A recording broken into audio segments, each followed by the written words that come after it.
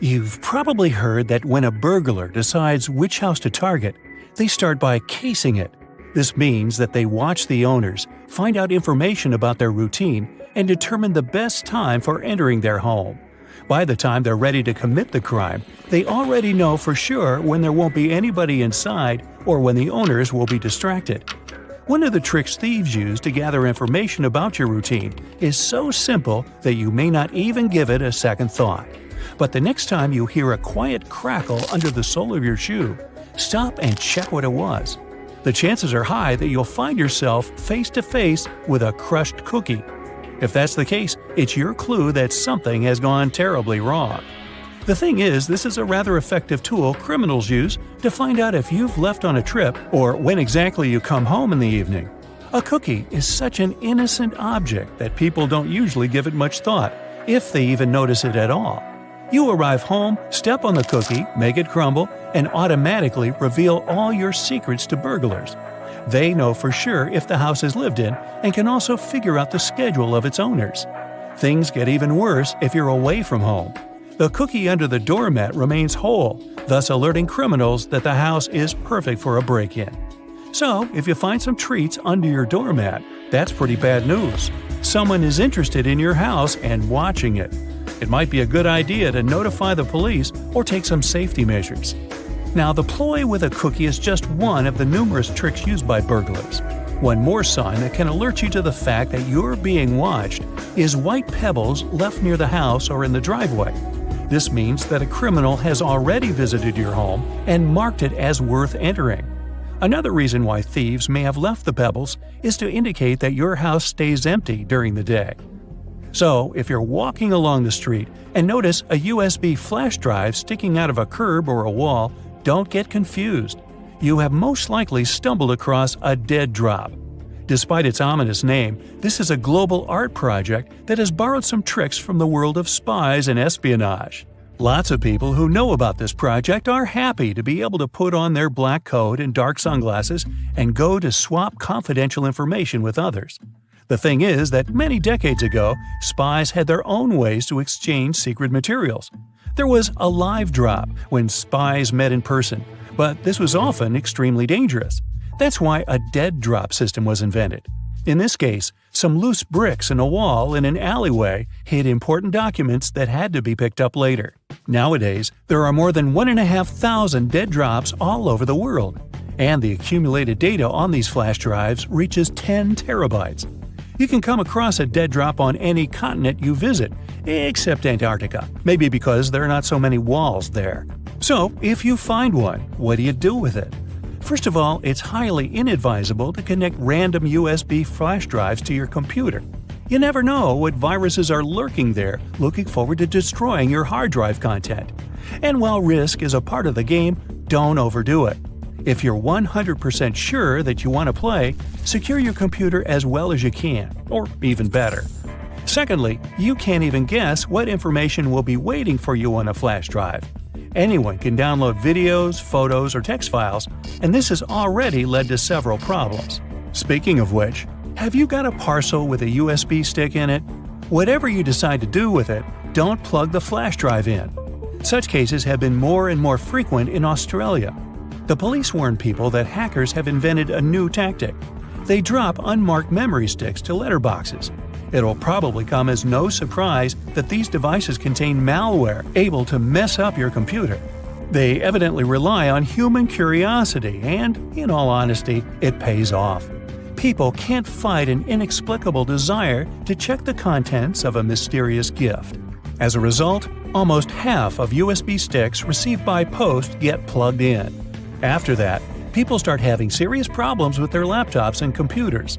For example, fraudulent media begins to stream service offers, or computer viruses harm files and programs on a PC. So, no touching the free flash drive, okay? Now, you leave a shopping mall, your office, an airport, and go to the parking lot to find your car. You unlock it and put the key in the ignition. When you're about to start your vehicle and drive away, you see something strange on your windshield. Is that a $100 bill wrapped around your wiper? Oh, you could certainly find a way to spend this unexpected gift. But do you really think someone accidentally put money on your windshield and forgot all about it? Beware, this is nothing but a ruse. Because as soon as you get out of your car to get a closer look at this mysterious banknote, the owner of the banknote will take action. They will get into your car and drive off at a record-breaking speed. Let's admit that no one would turn off their ignition and take their belongings with them if they got out of their car to check the windshield for a C note. As a result, in under a minute, you'll lose your car, your wallet, and your documents, and you'll be left stranded in the parking lot. People have recently started to find some article of clothing, like a shirt for instance, lying on their windshield or wrapped up in their wipers. If you ever happen to be one of these people, don't fall into this trap and don't try to remove the object. Just get in your car and drive away as fast as you can from the place you were parked. This seemingly misplaced garment is actually a new con being used by muggers and thieves. It works like this. If you see some random piece of clothing that prevents your wipers from moving or obscures your view, your first reaction will be to remove it, of course. But while you're distracted untying it or trying to get it off, the criminal has plenty of time to jump you. The most common place for this sort of scam is parking garages. They're usually badly lit and pretty deserted, which means there are few witnesses around and plenty of dark spaces for the attacker to lie in wait. Now, if one day you come home and notice some graffiti or markings on your door or house, call the police immediately. Even if it just looks like a teenage prank or a simple scratch, it's better to be safe than sorry, because burglars use certain marks to tell other criminals different things about your house. For example, something resembling a Roman numeral 2 means that the homeowners are rich, so the place is a great target. On the other hand, a crossed circle tells other burglars that there's nothing valuable to take from the house. Kinda makes you want to mark your own house like that. Now, a long horizontal rectangle divided into 4 parts means the place has a big aggressive guard dog. A triangle divided into 2 parts by a vertical line tells criminals to hit the place only at night, while a reversed one says that a house or apartment is free after dinner. And something looking like a combined A and K lets their fellow burglars know that the house is always full of people. Hey, did you know there's even a fraternity for burglars who love to steal desserts named Iota Grab a Pie? Sorry I made that up. A new trick being used by car thieves, and that's the trick with a coin. They slip it into the space between the door and the door handle. When a car owner thinks they've locked the door with a remote, the vehicle is, in fact, still open. The coin prevents the lock on one of the doors from working. As soon as the owner walks away from the car, the thief has no problems at all opening the door and driving away. Another trick. As soon as there's some public gathering, a big party, or even a busy day at the mall, car thieves make an announcement over the PA system that a particular car, chosen by them of course, has blocked their vehicle in and they can't leave. As soon as the owner comes out to move his car, a group of guys start to act. They assume, and for good reason, that the person is carrying the key to his car. Have you ever wondered what these extra holes at the top of your running shoes are for? They're designed so that you can tie the shoes in multiple different ways. That's useful when you want to compensate for things such as a bad stride or even a damaged toe.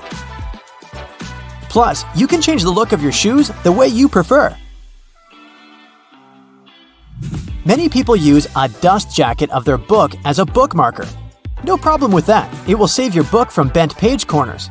But the primary purpose of a dust cover is to keep the book safe from distortions. For instance, if you spill juice or drop some of the food on your book while reading it. The Tic Tac dispenser has this little groove on its top, so you can dispense only one Tic Tac at a time. Even though, let's be honest here, nobody does that. Most of us just spill a whole bunch at once, and then we wiggle all those extra Tic Tacs back in. Those rubber bumps you see between the tire treads are there for your safety. The raised edges tell you what the minimum height of your tread is. If the bump and the edges are even, it's time for you to visit the tire shop as soon as possible. But if the bumps are well beneath the level of the edges, you're good to go. What about that black grating on the microwave window? It's something called a Faraday shield, and it's there to prevent microwaves from getting away and turning the entire room into a Faraday cage. If the microwaves escape, your meal won't cook properly either. So yep, the cage is not there to make it difficult for you to see your meal while it's cooking. It's keeping the electromagnetic energy inside. How about a wrench-compatible screwdriver? Cover your screwdriver with the end of your wrench and you can increase its torque. That's why the head of your screwdriver is designed the way it is. When you have odd angles, you can use this strategy. You've probably heard those myths, the blue side of the eraser can erase the pen? False. Its purpose is to erase a pencil, but in case you're writing something on heavier paper. The blue side can remove smudges you see after using the pink eraser too. Have you ever wondered why oranges in supermarkets mostly come in the red mesh bag? It's a trick to make this food look more orange and encourage you to make a purchase. An extra tip, don't throw away the mesh bag. Tie it up so you can have a small pot scrubber to clean your sink, kitchen, appliances, and dishes. You can see golf balls don't have a perfectly round shape. Their surface is covered with many little dimples, something golf balls didn't always have. At one point, experienced golfers started noticing how, through time, older balls with imperfections, such as nicks and bumps, could travel further. Such things create turbulence in the air around the golf ball, which eventually reduces drag. So, manufacturers started producing balls with dimples so they could go farther and faster. You might have noticed that sometimes there are ridges in toothpick tops. It's more hygienic because when you break that off, you can prop the toothpick up on it, and it won't touch anything. Another safety feature you'll find, this time in your car, is a tab on your rearview mirror. With it, you can change the position of the mirror so you don't get blinded if there's a car behind you with its high beams on. So this little tab helps you control the glare of lights coming from behind. This feature showed up in the 1930s, but in the early 1970s, it became a part of standard equipment in most trucks and cars. Do you see that tiny hole on your iPhone right next to the rear-facing camera? It's a microphone, and it's there so your phone can record sound as you turn your camera around. Some cables have a thick cylinder towards the end of the cord. It's called a ferrite core or a choke. It's a magnetic iron oxide that stops high-frequency electromagnetic interference. For example, you know that annoying static noise you get if you bring your phone too close to a speaker?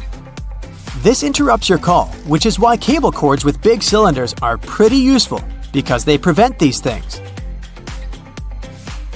Do you know why nearly all luggage bags and backpacks have two zippers? It's way more convenient and easier to open in that way. But not just that, you can also lock these two zippers together to keep the stuff inside your bags safer. You know how toilets at public spots like malls have those big gaps at the bottom? It's primarily for better circulation of air. This type of door also makes it easier to clean the toilet or check if it's occupied if you're standing in line. Other than that, if you get stuck there and the lock gets broken, you still have a way to escape. You can just crawl out. Ever notice those plastic end caps on utility knives? And they also have scales on them, which indicates you may use them multiple times but with sharp edges. You can separate the blades through these plastic end caps. Then, you can move the slider and bring the sharp blade to the front. If you've ever taken a moment to examine a regular grocery cart, especially their fold-out section, you probably noticed those metal loops jutting out. They're designed to protect the items you carry in your cart. You can use them to hang bags with soft items. You don't want to accidentally squish with heavier products, like bread, or easily breakable things like eggs. Many coffee mugs come with curved notches on their bottom. When you're washing your mugs, put them against the rack at an angle in your dishwasher. This way, the water won't pool in there, so your favorite cup will be completely dry by the time you take it out of the dishwasher. If you're a McFlurry fan, you've probably noticed there's a square hole in the handle of the spoon. It's there so you can attach it to the special machine that mixes the ice cream and your favorite toppings together. The machine has a bar that slips into this square-shaped spoon and then thoroughly stirs it. And you get the spoon so they can minimize the mess during the process. Quite neat, wouldn't you say? A regular milk jug has a dent on one side. Some might see it as a random design decision, but a dent has several purposes. One of them is to get bigger if there's a gas buildup. This happens when your milk is spoiled. So you don't even have to try to check this out. Also, the dent is there so the jug doesn't burst if you accidentally drop it. The dent allows the expansion space that deals with the sudden pressure that happens when you drop the jug. Dental floss. Sure, it's important for your dental health, and it's easy to assume what you do with it. But dental floss is great in the kitchen as well, because it's a very precise cake slicer, way better than a regular knife. Most kitchen shears have a serrated opening right there at the center where the blades and handles meet. It's something you can use to trim difficult herbs such as rosemary, thyme, or chives. Because of this opening, you don't need to pick the leaves off by hand, but de-stem them in one motion. The majority of gelatin containers or single-serving yogurts come with a tinfoil lid, and in most cases, you can use this covering as a disposable spoon. Just peel away the covering, and after a couple of simple folds, you'll have a perfect little spoon for your midday snack. Crackers have holes in them to stop them cracking and breaking during baking. If the holes weren't there, steam would build up inside the cracker and make it collapse. Take a look at a soda bottle and you'll notice a disc inside the bottle cap. This helps seal in the liquid and the drink's fizz, stopping it from going flat. The long neck on your soda bottle is designed like that to encourage you to hold it there. That way, the heat from your hand will only warm that top bit of the bottle instead of heating up your whole drink. It's always hard to see your food in the microwave because of that pesky black grate on the window, but it's there to stop harmful microwaves from escaping. Called the Faraday Shield, it protects you as well as ensures that your food cooks properly. Food items like chips come with about 43% nitrogen inside their package. It might seem like they sell you half a bag of air, but it's exactly the opposite. Oxygen, the gas we breathe, would react with the chips inside the bag and make them go rancid quickly.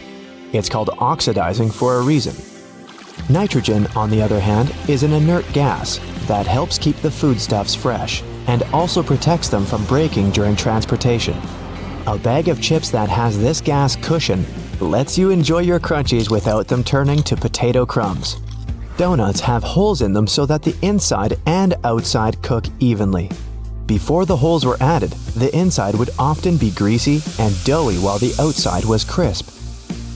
Margins on paper aren't for writing in dates and numbering lists. They were originally added to serve a protective function. Back in the day, rats used to be a pesky problem in people's homes, and paper was one of their favorite snacks.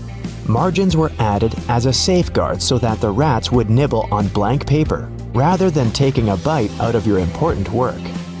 That hole in your hollow lollipop stick isn't to prevent choking should it ever be swallowed. It's actually there to keep the candy in place. Excess candy flows into the hollow tube, and the hole, which when it hardens, keeps the pop in place. If it was a smooth stick, the candy would slide off easily. Vacuums come with so many attachments, but do any of us really know what that one with long bristles is for? It's for dusting and is perfect for cleaning framed art, blinds, and lampshades. What's the difference between a wooden hanger and a plastic one? Aside from helping keep your clothes in shape, cedar wood hangers also repel moths and bugs.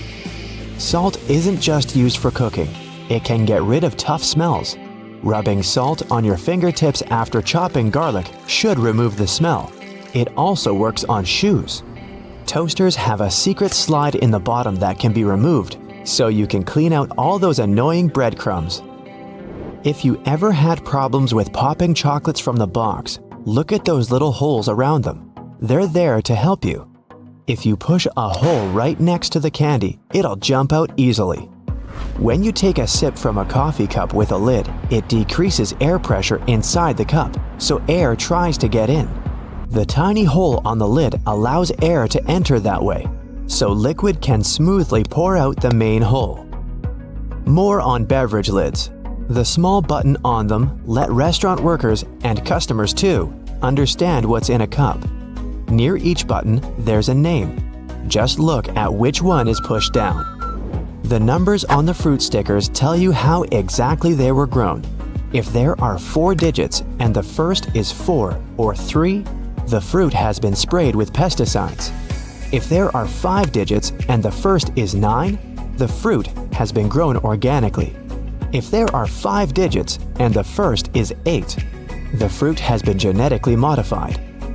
When you're on your way back to the car after bagging up everything you bought, use loops on a shopping cart to hang the bags. Now, softer items like bread, eggs, fruit, and veggies won't get squashed by the heavier goods. If you don't have anyone to hold the other end of your tape measure when you try to measure something, tap a nail on it. Now, simply hook your tape on it using the tiny hole all tape measures have. The square-shaped spoon that goes with a McFlurry helps to mix the ice cream toppings through the dessert. The spoon hooks directly to a machine and spins around. Padlocks that are used outside quickly get out of order because of rain. See this little hole in the bottom? It's made for pouring engine oil inside. Do this and the key will again turn in the lock without any difficulty. You keep banging the bottom of a glass ketchup jar, but nothing's coming out. Here's a little tip. Turn your ketchup bottle at an angle and tap on the middle of the neck. In many fast food restaurants, customers fill tiny folded paper cups to get a portion of ketchup or mustard. Here's the news. The cups are supposed to unfold and turn into small paper platters to hold a great deal more sauce. That little hole on the handle of a pot or a frying pan isn't just for hanging them on the wall. During cooking, put the end of your utensil in the hole, and it'll be propped over the pot to save your kitchen from extra mess. The blue or any other dark color bristles on your toothbrush are meant to remind you when it's time to get a new one. If you see that bristles have become pale, change the toothbrush or its head. An extra hole at the upper part of the sink has multiple hidden functions. First, in case someone forgets to close the tap, the water won't overflow and the bathroom won't get flooded. Second, thanks to that hole, the water drains faster as it gives an escape for the air, helping the water flow down. Most metallic zippers have a hidden lock inside them to save you from awkward situations, such as an undone fly. Don't leave the zipper handle in an upward position.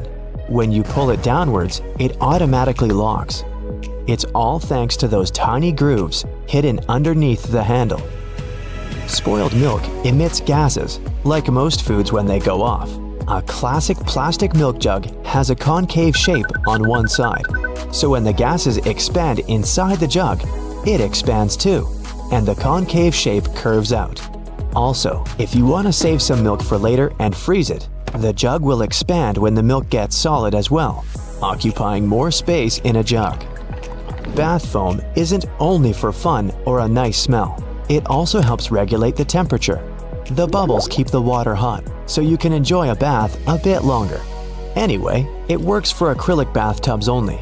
Those made of metal lose heat really fast either way. Many cups and mugs have little grooves on the bottom on purpose. They're designed for washing machines. The grooves let the water flow and not spill over your feet when you take the cup out. Also, those grooves let the air flow so the cup doesn't crack even if the tea is scalding. A point on an ointment cap is there for a reason too. Most tubes are usually sealed with foil, and it's better to avoid opening it with fingers unless you're ready to say goodbye to your nails. A point easily opens even the most safely sealed tube. Escalator brushes aren't for keeping your shoes clean and polished. It might be tough to apply wax right on that brush while the escalator's on the move. It's for your safety. Brushes won't let you come close to the edge, so a long coat or bootcut jeans won't end up in between the steps. All Tic Tac containers are designed to dispense one Tic Tac every time you open it. The lid has the same shape as the candy. Turn the container upside down, gently shake it, and slowly open it. You'll notice only one candy stuck between those lid grooves. So if you just open the container and shake it until 5 or even more candies fall into your mouth, it means you've been eating Tic Tacs wrong all this time. The pom-pom on top of your beanie wasn't put there as a fashion accessory. The pom-pom was originally added to the hat to prevent sailors from banging their heads on the ceilings of the ships that were too low.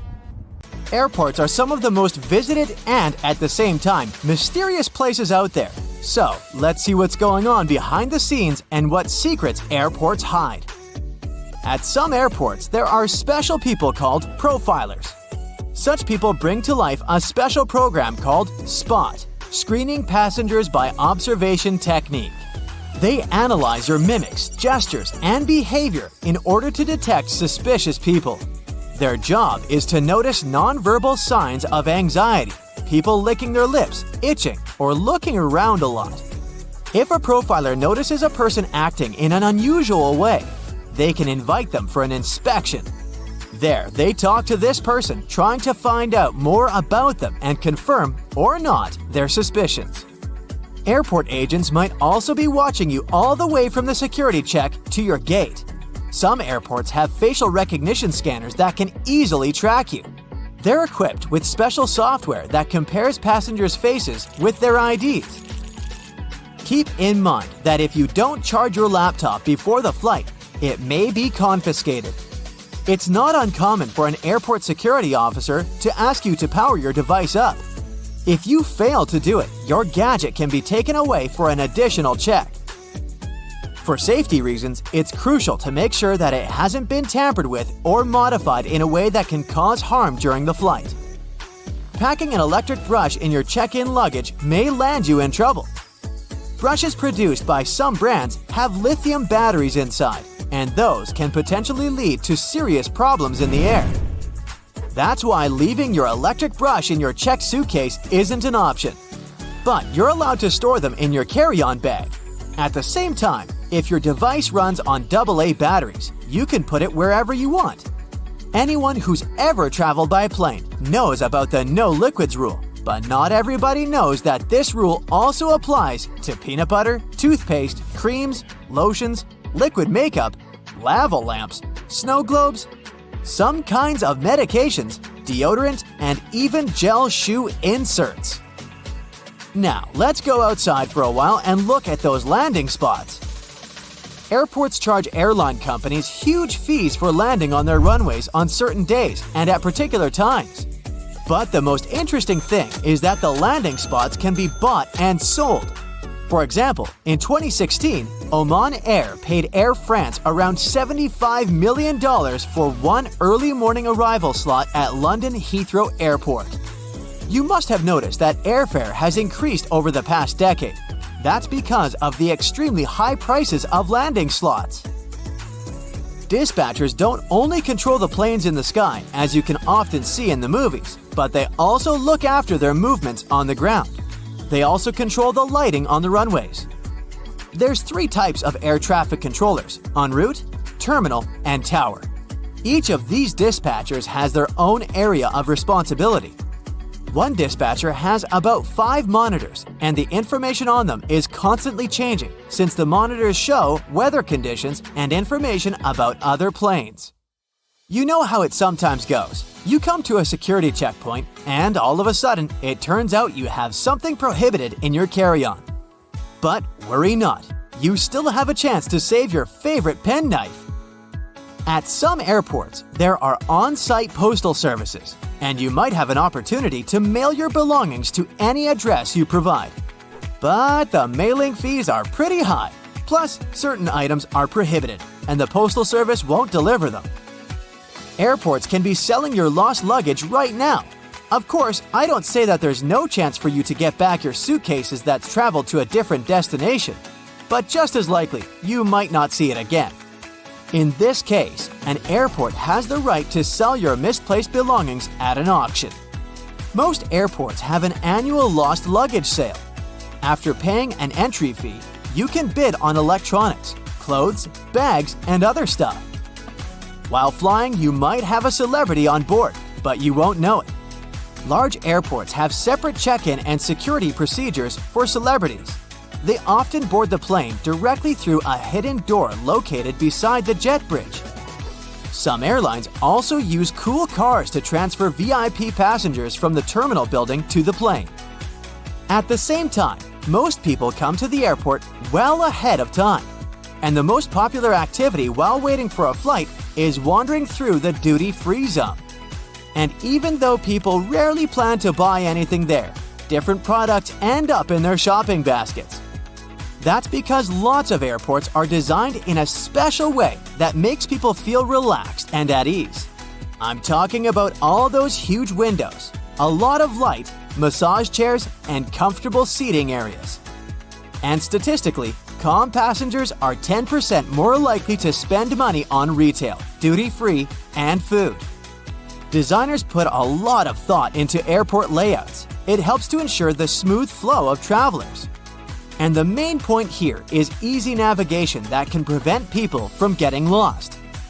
This is achieved through subtle but very effective design cues.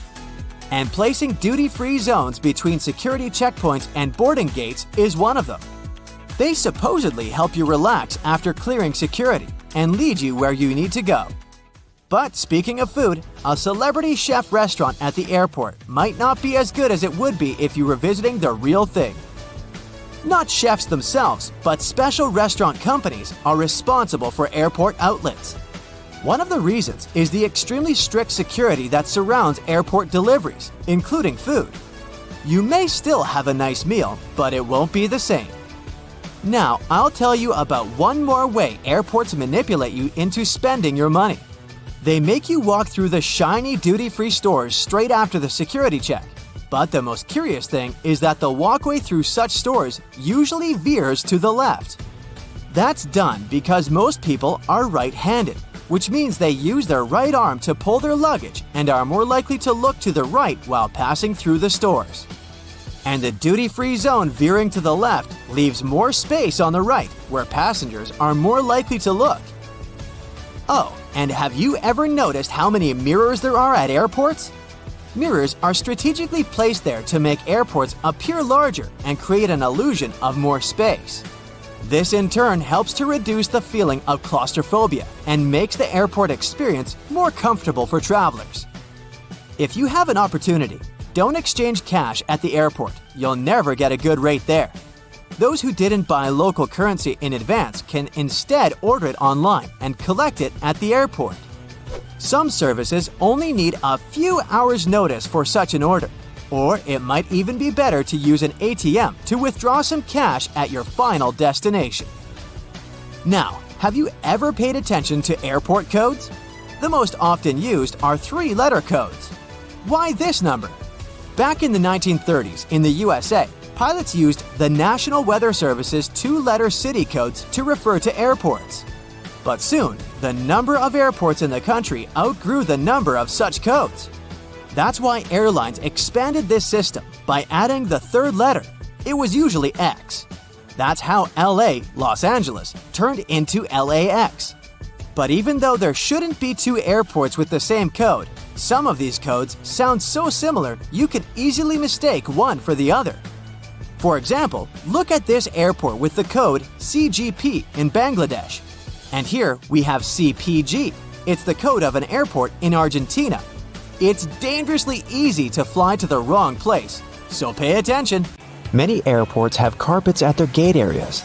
This nicety usually comes with a few other perks: lower ceilings, comfortable seats, and pleasant natural lighting. All this costs more for airports, and carpets are not so easy to clean as hard floors are. But they create a cozy feeling for passengers waiting for their flight, making them more relaxed. Still, it isn't a gesture of goodwill on the part of airports.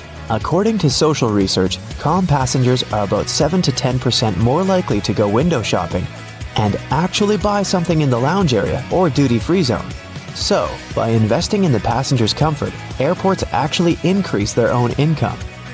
If you ever wanted to know what happened to your baggage while you're on board a plane, the short answer is that airport staff don't actually know once it leaves their territory, and they probably really don't care. Sorry. Baggage is sorted automatically, Scanners scan the barcode and sort the baggage according to its destination. The three main tasks of airport baggage handlers are to move your bags from the check-in area to the gate, to move them from one gate to another when you have a connection, and to move your bags from the plane to the baggage claim area. And that's it. So if your luggage doesn't move fast enough, it can be late for your connecting flight, or the exact opposite. Your bag gets to your destination before you do because you're stuck at passport control. Another problem can arise if you forget to tear off any old stickers showing a different destination. In this case, the scanner might send your luggage to the wrong country. Most airports are equipped with giant kitchens where the food for passengers is prepared. These kitchens usually cook food for different airlines at once. And since that oh-so-delightful airplane food must be cooked for about 6 to 10 hours in advance, these kitchens have to work 24/7. And however surprising it might sound, the menu for your flight is developed up to a year in advance. This is a common practice for most airlines because every single ingredient matters and adds to expenses. In fact, one airline managed to save $40,000 after they removed just one olive from every salad they served on their flights. Airport staff sometimes ask passengers to rub their hands on a piece of cloth before putting it into a special machine. It might seem kind of scary, but it's actually harmless. You're simply being checked by a machine called an atomizer. Before their working day starts, employees put samples of dangerous chemicals into the machine. The machine memorizes these smells, and in case a person's hand smells like those chemicals, it alerts airport staff to this danger. You know how it sometimes goes. You come to the security checkpoint, and suddenly, it turns out you have something prohibited to take on board in your carry-on. But don't worry, all the things seized during the pre-flight inspection can be stored at the airport for as long as 3 months. On top of that, you have an opportunity to mail them any address inside the country. Things taken away by security and weren't claimed can also get sold at special auctions and are delivered worldwide. If you have a long layover between flights, going to the nearest hotel to rest might not be the cheapest option. There's a much better trick. Check if the airport or airline sells 24-hour access to the VIP lounge zone. In most cases, you can have free snacks and drinks there and use free shower cabins and rooms for rest at a very affordable price. In multi-terminal airports, search for underground passageways connecting terminals that most people might not know about. For example, at Frankfurt Airport in Germany, there's a walking tunnel between Terminal 1 and Terminal 2 that's mostly used by employees since passengers are simply unaware of its existence. There's an actual term for the first 60 minutes after you clear check-in. The golden hour. It's the time that passengers statistically spend more money in retail and duty-free areas of the airport. And having the most comfortable seats in those areas right in front of the shops is a clever trick to lure you in for shopping. Let's admit, sitting in front of a comfy chair while looking at a flashy sign or shopping window can be tempting, and that's exactly what the airports want you to feel. If your flight is overbooked and you can't fly at the designated time, don't hurry to accept the first voucher you're offered as an apology. Normally, airlines keep raising the stakes until they have enough volunteers to give up their flight seats. And if they don't, and you've been bumped in voluntarily, you can insist on a cash refund instead. Depending on your ticket price and the time of your delay, you might be entitled to as much as $1,300. Most airports have specific experts called profilers. These people practice what's called SPOT, or the Screening Passengers by Observation technique. They carefully analyze facial expressions, gestures, and behavior in order to detect suspicious people. Their job is to notice the nonverbal signs of anxiety, such as people licking their lips, itching, or looking around a lot. If a profiler notices a person acting in a weird or off way, they can invite them for an inspection, where they can talk to a person to find out more about them. Profilers work in both the main halls and in passport control. The typical question they ask is, "What's the purpose of your visit?" Then they check the person's reaction to this inquiry. No matter how reserved a passenger is, if they have something to hide, TSA officers will find out, thanks to the tiniest cues in people's behavior. Before your luggage even gets on the plane, it goes through 5 security levels, and one of them, besides scanning the contents, includes being checked by a special dog that can sniff out dangerous chemicals. It's a well-known fact that a dog's nose is much stronger than that of any human. In fact, dogs distinguish smells from 10,000 to 100,000 times better than people do. No wonder airports take advantage of this super sense for security and regularly use these sniffer dogs to detect suspicious substances. What's really cool is that you can't even distinguish a detection dog from its civilian siblings. Unlike police dogs, the ones working at airports aren't trained to frighten or intimidate people. The most popular sniffer breeds are Golden Retrievers, Labs, and German short-haired pointers. Charging your phone at a specifically designated spot can look convenient, but it's not really safe. If the charging station only allows you to plug in your cord, you might get malware installed on your phone with you none the wiser. The only safe way to charge your phone or tablet is to find an electric socket and use it with your own charger. Same goes for free airport Wi-Fi. Apart from the airports requiring you to authenticate yourself more often than not, someone can easily access your data while you're using an unprotected Wi-Fi hotspot. It's safer to use your mobile data, but if you absolutely have to use the airport's Wi-Fi, best clear or encrypt all your important data on your device. It might be exasperating to take your laptop out of your carry-on at the security check every single time. But the airport staff need to have a clear look at your device to make sure nothing is concealed inside. On the screen of an X-ray scanner, a laptop looks like a semi-transparent object with a clearly visible hard drive, CD drive, and whatnot. But security officers can't see what's behind some of those parts. For example, a dense and rather large battery. People tend to choose the closest security line to them. If that line turns out to be super crowded, just look around after ID and ticket check. You may see another checkpoint with much fewer people. Some checkpoints at the airport are situated at the far edges of the terminal, and that's why passengers fail to notice them. Applying for a TSA pre-check can be a great time saver for traveling in and out of the US. Being a member of this program has some great perks. First, getting through security and passport control happens faster. If you're a pre-check traveler, you won't have to take off your shoes or remove your belt, and forget about placing your stuff like liquids and laptops in special bins. If you aren't flying to or from the US, then you can look up similar services available in your country. If you're flying economy class but don't like it, who does? Check in online and check out the seating options about 4 days before your flight. It's about that time that airlines typically start upgrading seats, and you might get an upgrade to business class for a small fee or even sometimes for free.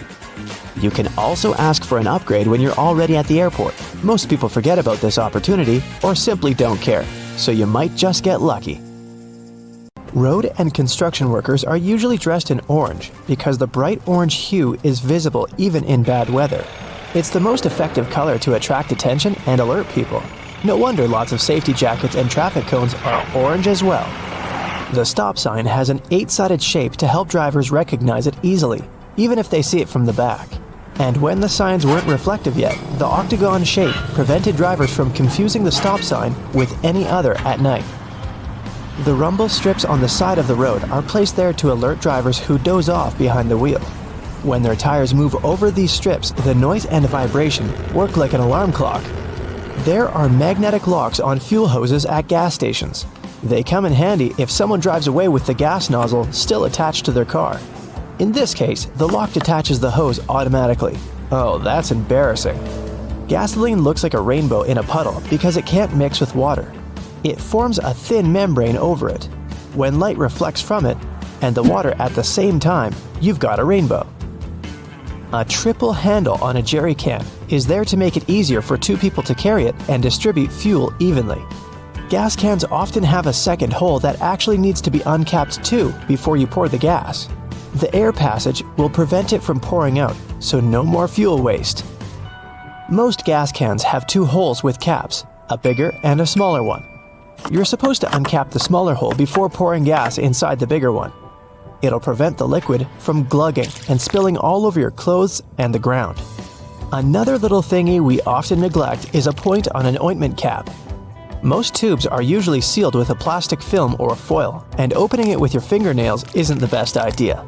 A point easily opens even the most safely sealed tube. You can use most screwdrivers together with a wrench to create more torque. Just place the wrench over the handle of the screwdriver. This way, you'll need to apply a lot less force than before. You'll also be able to get to hard-to-reach areas more easily. They install cameras in shops, banks, and hospitals to monitor everything. If something happens, you can call the police or rescuers. The camera really helps to solve a lot of problems. Why are there no cameras on planes?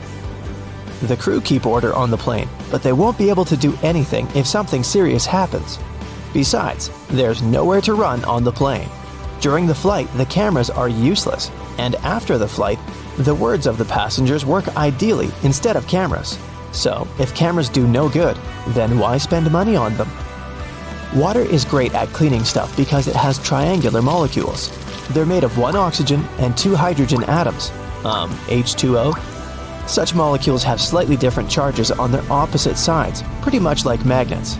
That's why water easily sticks to other molecules, including those that make up dirt. Lots of private houses have triangular-shaped roofs because this allows rain, snow, and fallen leaves to slide off the slope. If all this stuff piled up on top of your house, one day your roof would collapse. When a storm is coming, clouds seem to turn dark, but it's just an illusion. Thin clouds on a sunny day let the light through easily. They also scatter all the colors of the light spectrum. This makes us perceive the clouds as white, but the thicker the clouds are and the more water droplets they contain, the less light they let through and the darker they look. A good doorknob is the one made of brass, bronze, or some copper alloys. These metals have an anti-germ effect. Bacteria spread way slower on them. They also get rid of germs pretty fast, within a couple of hours. Nope, it doesn't mean you don't have to wash your hands. Diamonds have such symmetrical shape to show you their brilliance. Initially, the gems aren't so beautiful. They go through several stages of cutting, and then become pieces of elegance. Most of these stones have a round shape with slightly pointed corners. Diamonds shine the brightest in this shape. Why are there 2 holes in the socket? The left hole is neutral, the right hole is not. And the gap underneath is ground. Electricity needs to flow through the chain. The current flows from the hot slot, passes through your phone charger, for example, and then goes through the neutral hole. Ever wondered what that small pocket on your jeans is for? People used to wear watches on chains. That small pocket was meant for it. Now, almost no one wears such a watch, but the pocket remains. You can still keep something small in there, like a ring. In London, there are some poles that look like street lamps, but there are no bulbs. Well, their official name is stink pipes, and they're a thing of the past now, but they used to come in handy back in the 19th century. These hollow poles would vent away the air and explosive gases with bad smells to prevent, shall we say, unwanted consequences. Most kitchen shears have metal plier-like teeth in the middle, between the handle grips. They can help you crack nuts, crab shells, and other tough products. You can also open jars and bottles or remove herb stems with their help. Leather often looks dull to the eye because it's covered with itsy-bitsy scratches and scrapes. They scatter the light that hits the material. When you coat your shoes in a layer of wax, you fill these tiny crevices. The surface becomes smoother and the rays of light bounce off it more evenly. That's why the leather looks shiny. Highlighters are filled with a special semi-transparent fluorescent ink that can glow in dim light. Yellow and light green hues are the most popular because they don't prevent you from seeing the text after black and white photocopying. Photocopiers perceive yellow and light green marks as very pale and don't print them. They make magnets shaped as a horseshoe because this increases the magnetic force. Colors matter too. The blue part indicates the South Pole, the red part, the North Pole. The 2 poles work simultaneously and increase the attraction force. The dime-sized holes in elevator doors is actually a keyhole. If the doors get stuck, an operator can open them manually thanks to this hole. They'll just insert a special key. The tiny hole in the airplane window is there to balance air pressure. The window has 3 layers. The outer pane is extremely sturdy. It can withstand air pressure differences during takeoff and landing. The inner pane, which is the closest to you, is made of cheaper materials. It prevents potential damage to the window. The hole itself is in the middle pane. It not only balances the pressure, but also prevents the window from fogging. Escalator brushes are there for your safety. They don't allow you to come too close to the edge of the escalator. This way, your clothes won't end up between the steps. You see the sun as yellow or orange, because the atmosphere of our planet scatters such colors as blue, green, and violet. This is also why the sun looks warmer at sunrise and sunset. Go shopping for some oranges and I'm sure you'll get them in a red mesh bag. You'll rarely see them lying around without one of those. It's pure marketing, and that color isn't a random choice. When packed in a red mesh bag, oranges appear more orange, fresher, and more appealing to you. So, you're more likely to buy them, right? Lemons are usually sold in green mesh bags for a similar reason.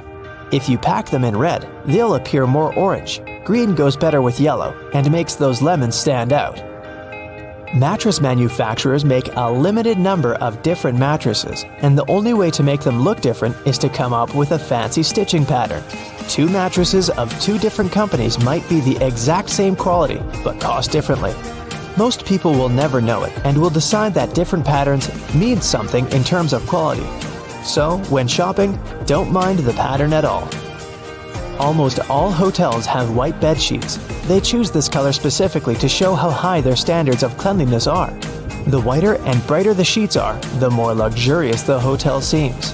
It's much easier to see dirt and stains on white linen. It's like proof that you've checked into a clean room. That little yellow hook you can see from the airplane's window if you're sitting next to the wing is there to help you in case of an emergency landing.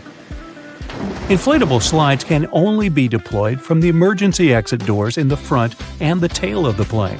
In the middle, the passengers would have to walk right out on the wing and get to the ground from there. But jumping from the plane wing isn't safe because it's just too high. And here's where those little yellow hooks come in handy.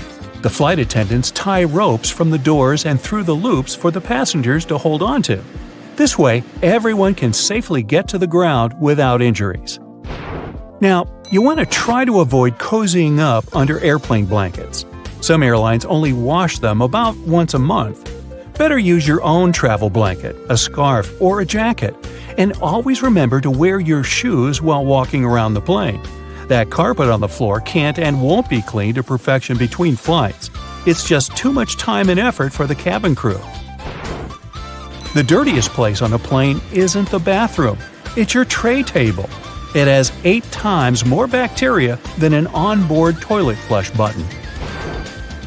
Now, in case of emergency, oxygen masks only have enough airflow to last for about 15 minutes.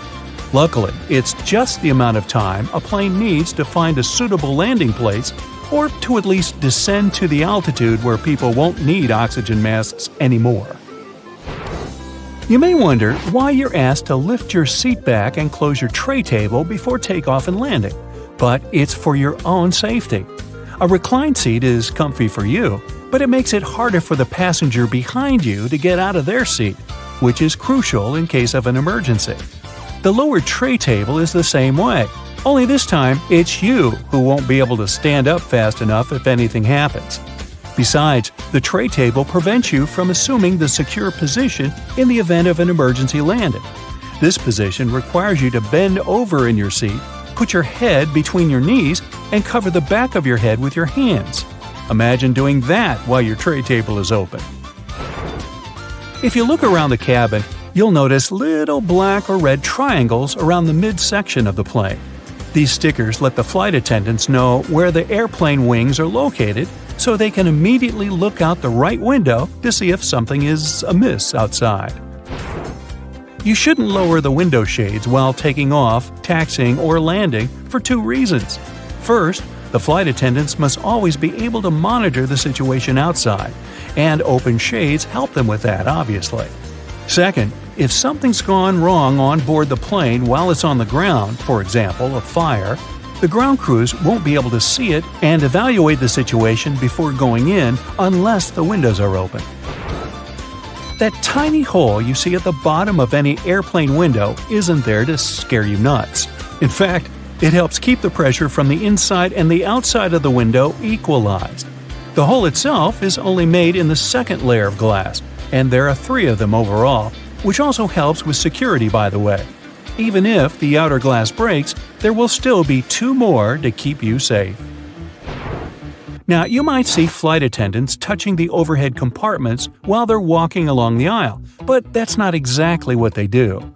Right beneath the compartments, there's usually a handrail that goes all the way through the cabin, so you can also use this trick to stay firmer on your feet in the aisle. The pilots dim the lights in the cabin during nighttime, not for you to get cozy and sleepy. Our eyes have a hard time adjusting to darkness in the first few minutes of sudden lights out. And in the case of emergency, every second matters. So the lights get dimmed to let you get used to darkness in case something happens and you have to act fast. Pay attention to the aisle floor too. If there's an emergency landing at night, there will be 2 luminescent strips along the aisle showing you the way to the exit.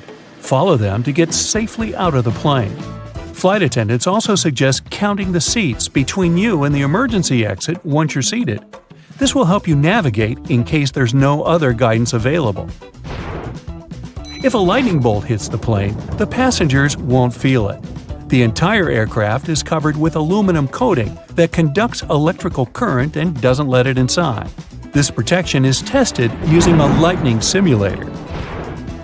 Airplane windows are round because the air pressure is evenly distributed this way. If the plane's windows were square, strong air currents would accumulate in the corners of the windows, depressurizing the cabin, and that's bad. Don't think you become untouchable if you go to the airplane toilet. The bathroom door can be opened from the outside. There's usually a small latch at the top of the door that allows cabin crew to get you out of there. It's useful for both getting to people doing something suspicious in the bathroom and helping those who don't feel well and, for example, collapsed while in the toilet. Yeah, let's avoid doing that. The plane's wings flash red and green lights at night to show the direction the plane is heading in. A green light is always on the right wing, and a red one is on the left. Aircraft tires are designed to withstand 4 to 5 times more pressure than they actually experience upon landing. The wheel is more likely to break than the tire. Pilots always have different meals. This is necessary to reduce the risk of food poisoning. The flight can still go well if one of the pilots has gone down because of a stale burrito, but not if it's both of them. And try not to both of you eat the fish.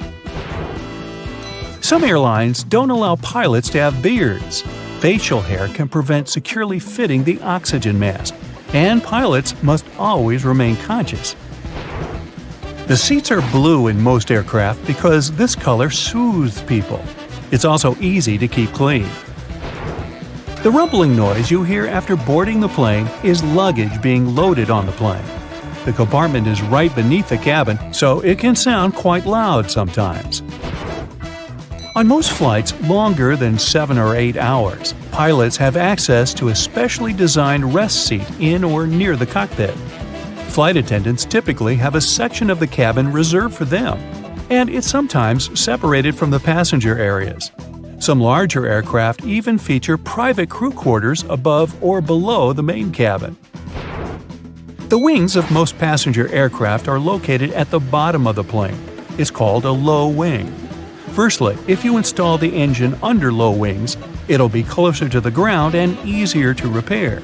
Secondly, the wings will take on part of the shock in case of a hard landing.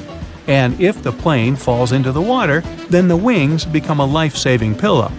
By the way, a plane can stay afloat for 10 minutes to 60 hours. It all depends on the model of the plane, weather conditions, and pilot skills. Now, most airplanes are white because this color best reflects the sun rays and the aircraft body doesn't heat up as much. Also, the damage is best seen on white, and white paint is simply cheaper. Shoulder straps seem more secure than just a waist belt, but not in the case of planes. When the plane gets into turbulence, it's tossed a bit in the air. The waist belt will simply hold you in place in case of a more severe shake. Shoulder straps would require more space between the seats, and this is not justified on a plane. In a car, the impact is usually much stronger, so you need that shoulder strap not to whoosh through the windshield. Flight attendant seats do have passenger straps, but that's because they are much less comfortable than passenger ones. They're narrower and positioned facing the passengers. Flight attendants need extra protection simply not to fall off their seats if the plane shakes hard enough. Also, they have to help and direct people during potential evacuation, and for that, they need to be in top shape. Now maybe you've noticed that you always enter the plane from its left side. Firstly, the captain usually sits on that side. This way, it's easier for the captain to align the plane with the terminal jet bridge. Also, the aircraft is fueled and loaded with the baggage on the right side. If passengers come from the left, the crew can do their job undisturbed. If you look at it on the street, you'll think a fire hydrant is about 3 feet in height. But the actual size of the device used to provide water supply to firefighters all over the world is twice as large. That is, if you count the rest of the hydrant, which is hiding underground. They're mostly red, and it's not just a matter of urban design. First of all, they need to be of bright, easily noticeable colors so firefighters can spot them fast when they need to. The choice of color depends on how much water the hydrant can hold. It can sometimes vary depending on the location, but here's the breakdown. A red fire hydrant can splash 500 gallons of water per minute, while an orange one at least 1,000 gallons. Green ones mostly process 1,500 gallons of water per minute, and the most plentiful ones colored blue can generally contain over 1,500 gallons. Hey bowling fans, isn't it super annoying when your bowling ball gets cracked? Turns out that most of them get damaged because of incorrect storage or spikes in temperature. Now come on and face it, since it's already cracked a bit, aren't you curious what's actually inside the bowling ball? 'Cause I sure am. Let's have a look. They mostly make the inner core of the ball of powdered metal oxides, like calcium or iron oxide. They mix them with some resin and catalyst to harden the whole mixture. So that light bulb shape you now see inside of the ball is actually its heaviest part. It also influences how your bowling ball rotates when going down the lane. The same goes with spray paint cans. When you shake it, it makes a weird noise. But what is that thing in there? It's called a pea, and it's meant to hold the paint mixture in place and maintain its shape. They generally make it out of plastic, metal, or ceramic. It basically acts as a whisk to make sure your paint is well mixed together before you apply it to your surface of choice. Ever wondered how soda bottles keep that refreshing fizz for that long? Well, they have a little plastic ring fastened to the lid.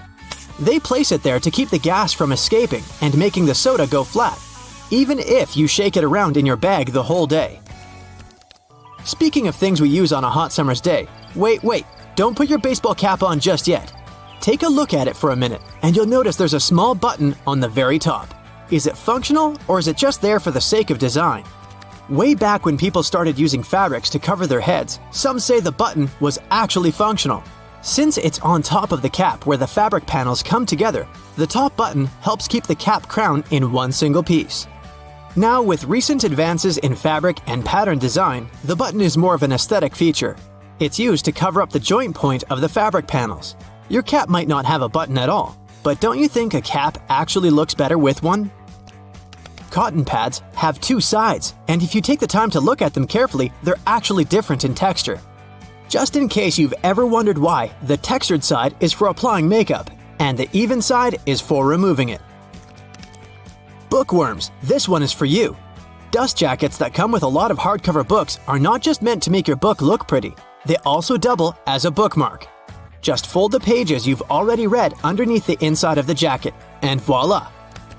Next time you reach out for your favorite shirt, take a look at the top buttonhole. It should be stitched horizontally, and all the other ones are vertical. Turns out that the dress shirt was designed this way since the first and the last buttons were the first ones to unbutton throughout the day. They then changed the direction of the buttonhole to ensure the shirt would stay nice and fitted before you're ready to take it off. These days we have so many variations of this awesome dessert that it's hard to imagine we've ever lived without it. You can find different types of cookie dough ice cream or even chocolate chip cookie cake basically everywhere, but the famous cookie wasn't actually invented until 1930. The story goes that a woman named Ruth Graves Wakefield was preparing some chocolate cookies as she was waiting for some guests to arrive. She soon figured out she was out of baker's chocolate, a crucial ingredient for the classic cookies. To fix things up, she chopped up a block of semi-sweet chocolate, thinking it would eventually spread out evenly throughout the batter, given the heat of the oven. Things didn't necessarily go as planned. But hey, it's great they didn't, because this is how she invented this modern dessert we now can't get enough of. And speaking of popular snacks, the potato chip is even younger than the chocolate chip cookie. Well, at least historically. There are many stories trying to explain how it was invented. One of them goes like this. A chef named George Crumb, based in New York, put the chips together in 1953. He decided to try a different cooking solution when one of his customers didn't have nice things to say about his French fries. He said they were too thick and kind of mushy. Then, Crumb came up with potatoes that were thinly sliced and fried until brown. People absolutely loved the dish, and they welcomed the first ever batch of chips with open arms. Ice cream, anyone? If the story is true, back in 1904 at the St. Louis World's Fair, one ice cream shop owner ran out of cups to serve his dish. So, he fashioned a waffle into the shape of a cone, and the rest was history. Okay, I'll admit it, chewing gum-like treats have been around since the ancient Greeks. So this one isn't particularly a revolutionary discovery, but the actual gum we buy today wasn't there until the late 1800s. An American inventor named Thomas Adams wanted to mix together different chemicals to create rubber. He tried and failed, for that matter, to play with chicle for his experiment, but ended up fashioning this neat treat. They still use chicle to this day to produce most chewing gums. Back in the 1800s, there lived a man named Jean-Baptiste Joly, who worked in the fabric industry as a textile maker. How he came up with this next invention that we use a lot these days has less to do with him and more to do with his maid. The story goes that the woman accidentally knocked a kerosene lamp over onto a tablecloth. Instead of getting upset over the damaged fabric, Joly noticed that the substance actually made the material cleaner.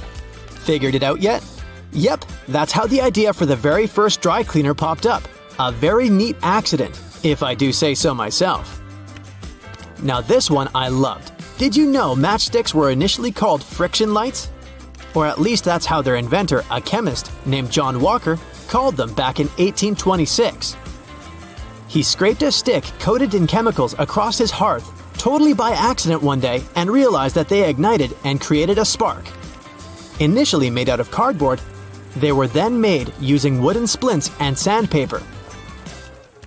Back in the 1940s, a man named Harry Coover stumbled upon a chemical formulation that seemed to stick to everything it touched. The scientific community at the time didn't look much into it, as the formula didn't seem to have many applications back then. It wasn't until 1951 that he looked a bit more into the formula and decided to repurpose it, along with a fellow Eastman Kodak researcher named Fred Joyner. They gave it a proper full name. But you must know it by the shorter version: super glue. It also has many uses in security these days that it's hard to believe that we didn't come up with this one on purpose.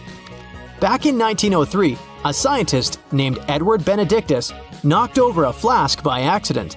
He looked down and was amazed to see that the glassware had just slightly cracked but maintained its shape. He was expecting it to break into a million tiny pieces.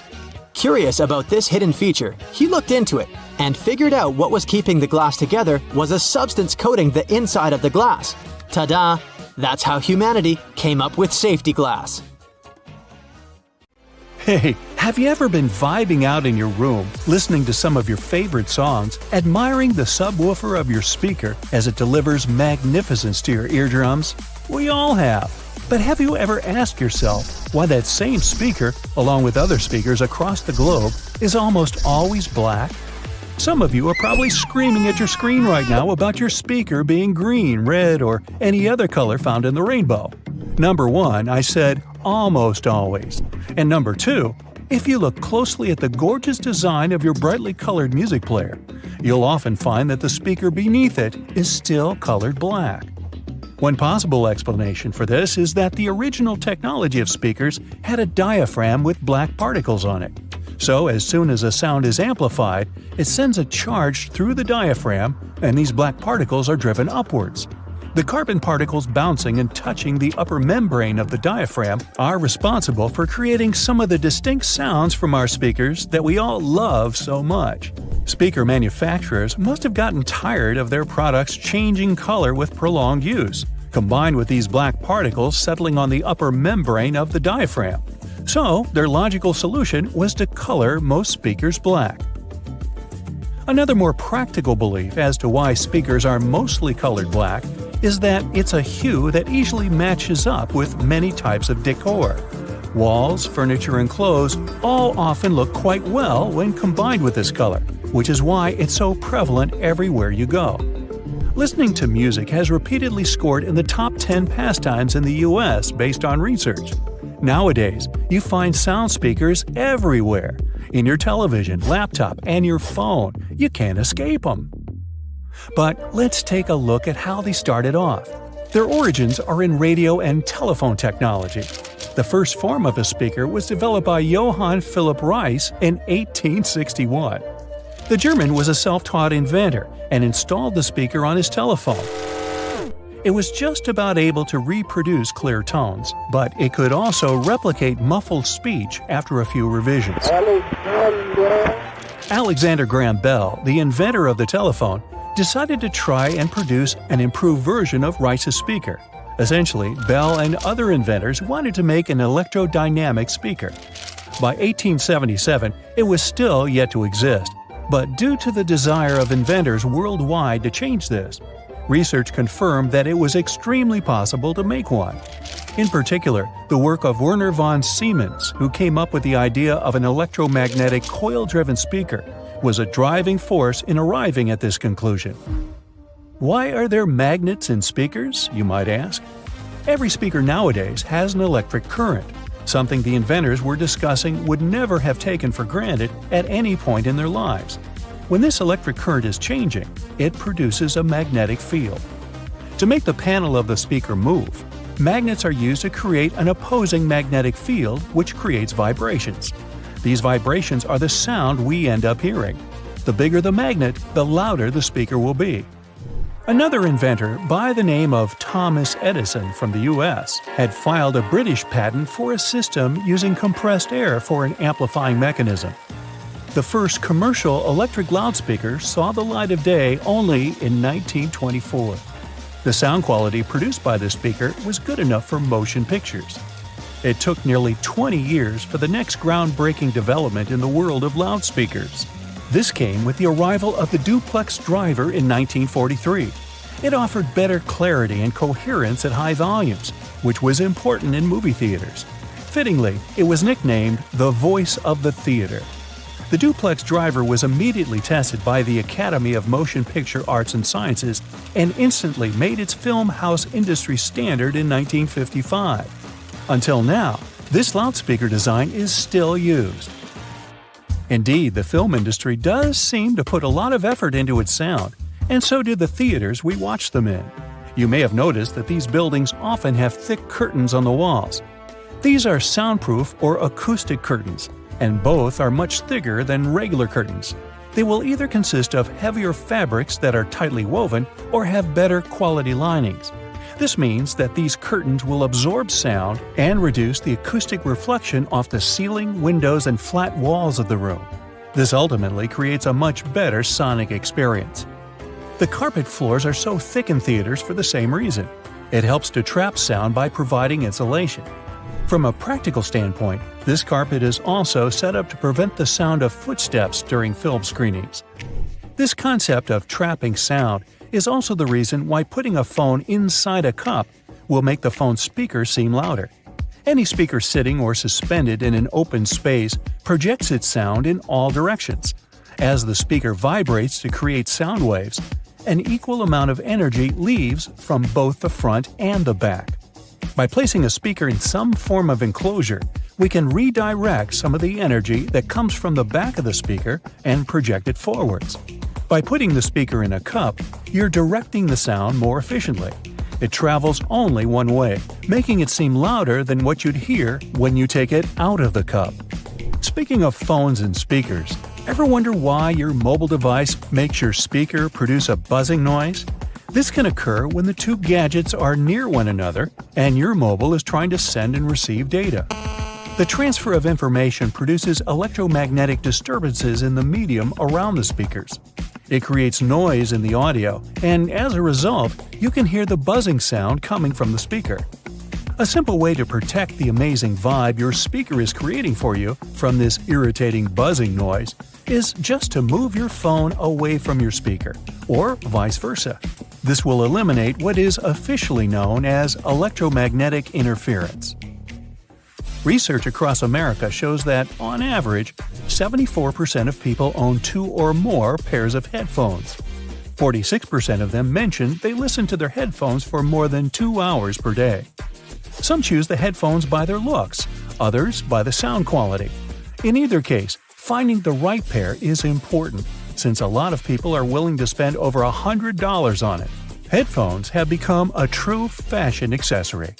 That's why well-known figures are trying to make an impact in the headphone industry like it's the fashion industry.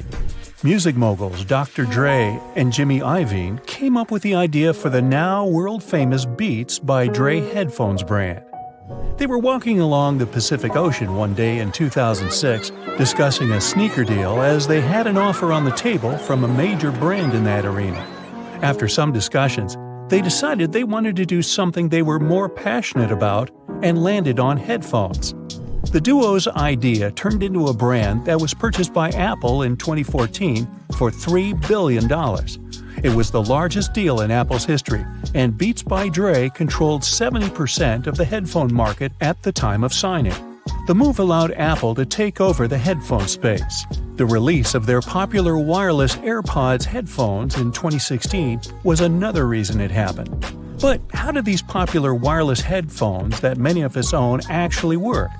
These headphones rely on internal batteries to have enough power to remain wireless.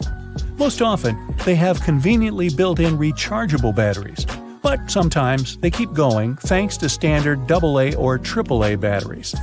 They receive wirelessly transmitted signals from their paired audio sources, be it your phone or laptop. These signals are encoded by the source device and transmitted most commonly via radio frequencies or infrared carriers. The headphones receive the signal and decode it to audio.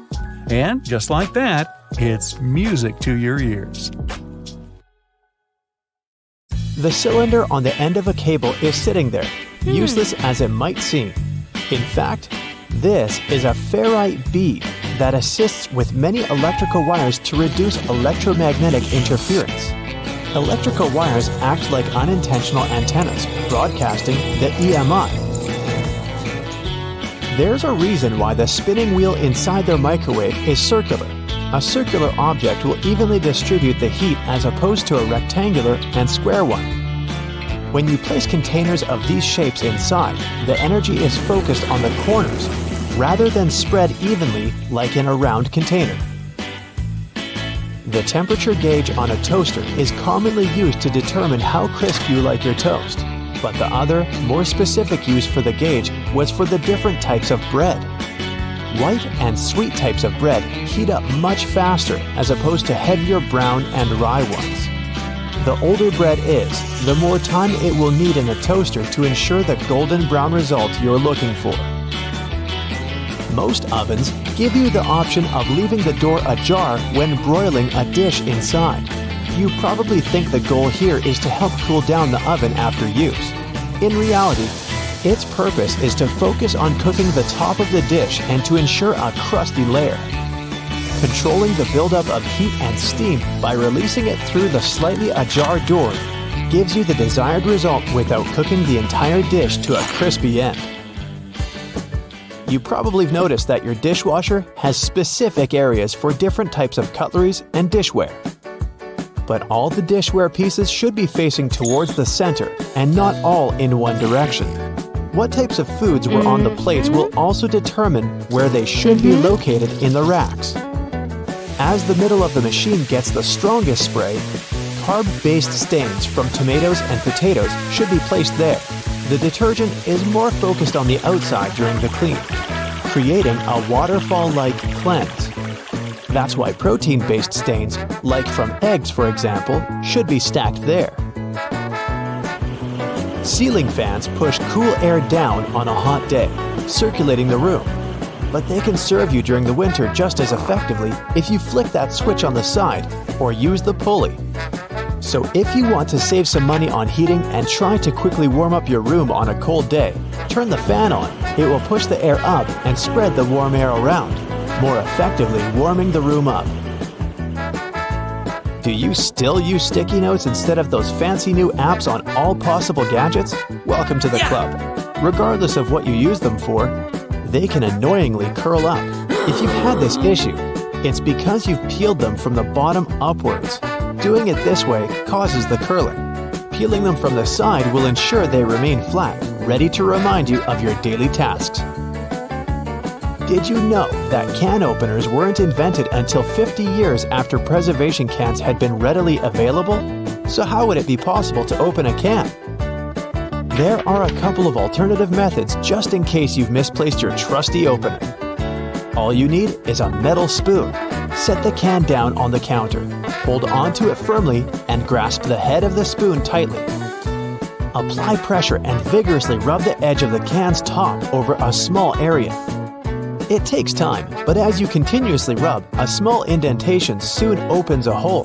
Once the hole is wide enough for the spoon's tip, pry the lid upwards and keep going along the edges until you can finally access the hard-earned meal within. Most toilets rely on water pressure and gravity to function, so a power outage will not affect them. But if yours does need electricity to function, you must be worried about using it when the power is out.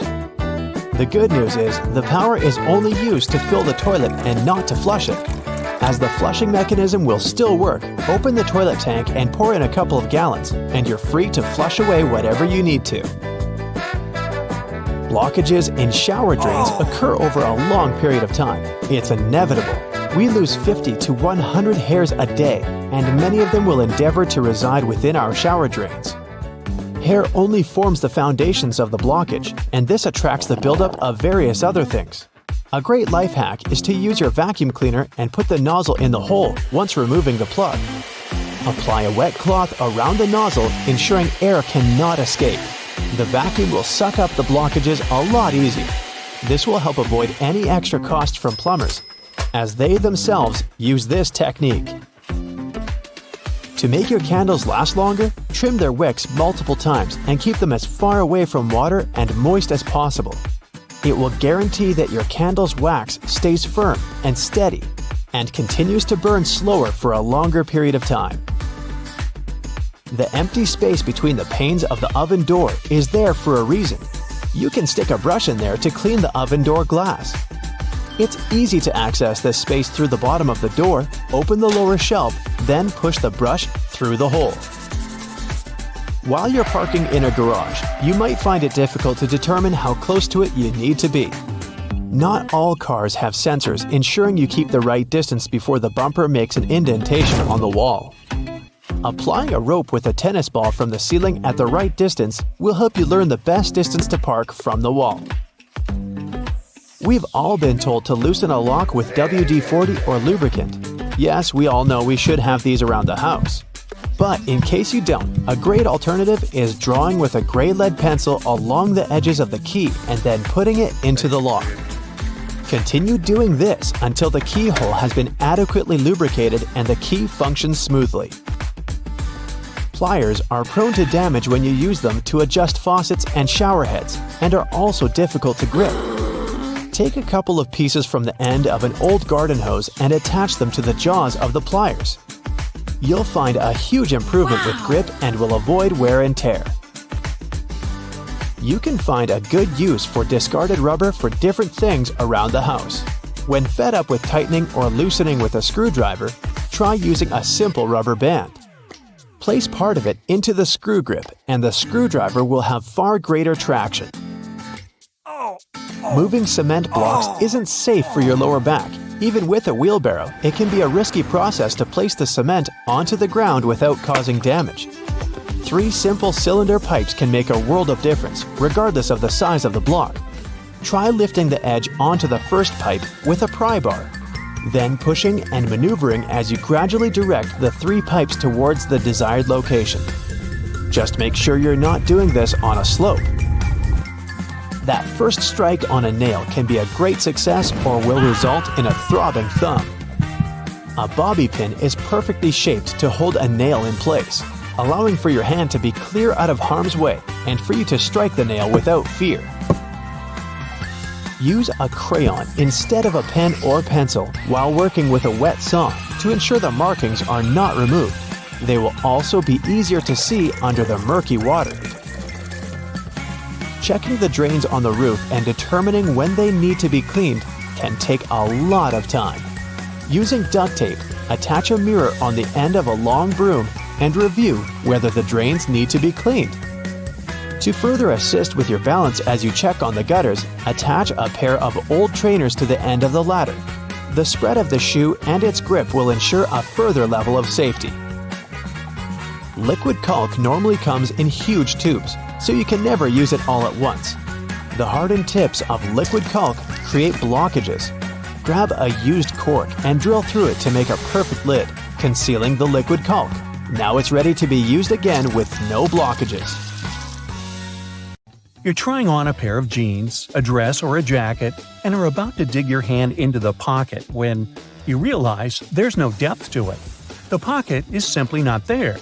But why would anyone create pockets you can't put anything in? And now would be a good time to pick your iPhone up from off the floor. Well, the reason for fake pockets is simple. If a clothing item has a specific cut or shape, pockets may spoil it. They can alter the item's shape, either in the warehouse or already on the retail rack. The solution? Getting rid of pockets in key areas. Plus, fake pockets are obviously cheaper, and they don't get stretched out.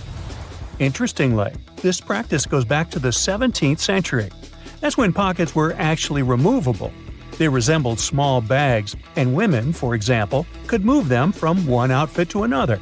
Unfortunately, it was also very convenient for pickpockets. They could grab such a pocket and run off with it. Then, clothes became more streamlined, and slim pockets started to be sewn right into them instead of attachable bags. This was believed to make the shape of a person's silhouette more alluring. But soon, slimmer skirts came into fashion and pockets went out of it, and people started using handbags instead. These days, most pockets are real, but some of them are still fake. So, how can we make sure that we don't actually turn a fake pocket into a hole thinking it's a real one? Well, first of all, take a look at the stitching along the edge of the pocket, where it's supposed to open up. If you see a single loose thread, just snip a piece of it and start pulling gently. If the pocket is real, the thread will easily come out. But if you feel that the stitching won't budge, most likely you have a faux pocket on your hands. If this is the case, just leave it be. Now let's move on to some other everyday objects that may be hiding some secrets. For example, those lines on some kinds of chips. For one thing, they help with the distribution of spices and seasonings. In other words, all those substances that make your chips taste like cheese are mostly stored inside the lines. Plus, the lines make chips crunchier. Highlighters are filled with a special semi-transparent fluorescent ink that can glow in dim light. Yellow and light green hues are the most popular because they don't prevent you from seeing the text after black and white photocopying.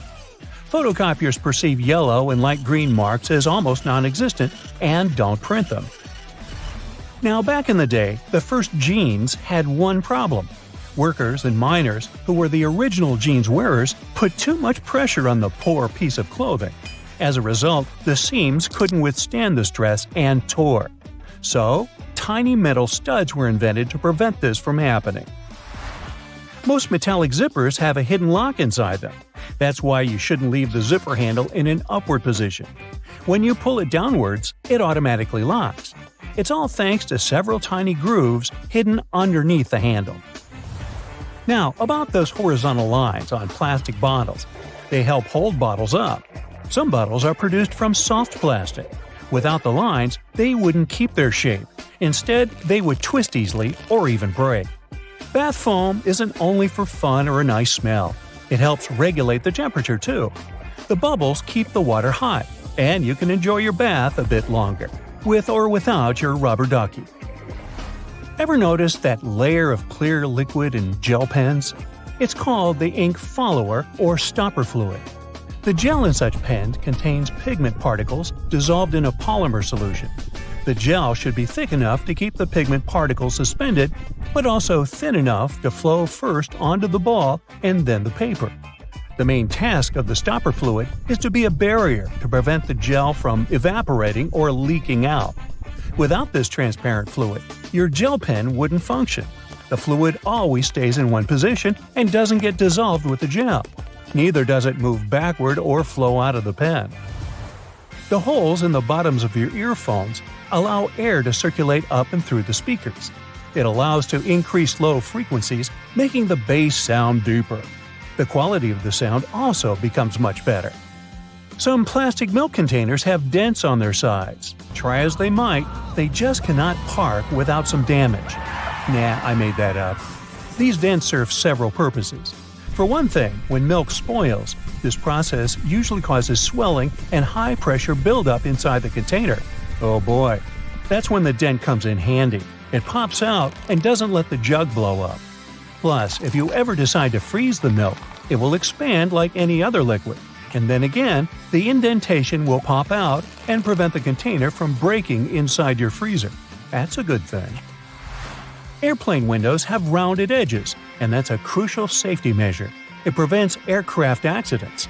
Weak spots are usually situated in the corners. If airplane windows were square or rectangular, each of them would have 4 potential weak spots. Under pressure, they would collapse. If you look closely at a tram's overhead lines, you'll see that its contact wires zigzag back and forth instead of going in a straight line. The thing is that all trams have pantographs attached to their roofs. The upper part of the pantograph is gradually worn down by the overhead wire and eventually needs to be replaced. To wear it down evenly, the wire is not installed strictly along the tram's path, but in zigzag patterns. As the tram moves, the pantograph slides along the wire and it wears down evenly. You might have wondered why some gas cans have 2 holes with caps, one bigger and one smaller. Before, I thought that the little hole was used when you poured something into a smaller container. But I was wrong. A very infrequent occasion. In reality, you're supposed to uncap it before you pour the gas inside the bigger hole to prevent it from glugging and spilling on your clothes and on the ground. Most of the buttonholes on a shirt are vertical, but the top and sometimes bottom ones are horizontal. The reason is simple. These 2 buttons slip out more often than others. Luckily, producers have found the solution that can prevent these buttons from slipping out: horizontal buttonholes. What engineering! Buttons tend to slip out less from such buttonholes. Stick sachets of sugar or salt are easier to open than many people think. There's no need to tear off one of the ends. The right way is actually to tear them down the middle. Some boots have loops sticking out on the back. Their main purpose is to help you pull your shoes on easier. Just tug on the loop while you're pushing your heel into the boot. You can also use these loops to hang your boots on a hook when they're dirty or when you want to dry them after washing. Or you can run your laces through the loop if you want to tie them around your ankle.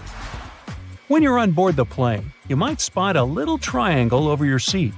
Such triangles show the flight crew the best spots to check the plane's flaps through the window, just in case they're flapping. If your shoes are really slippery, just take a bit of sandpaper and rub it on the soles for better traction. They'll become more grippy and you'll be able to wear them out in the rain.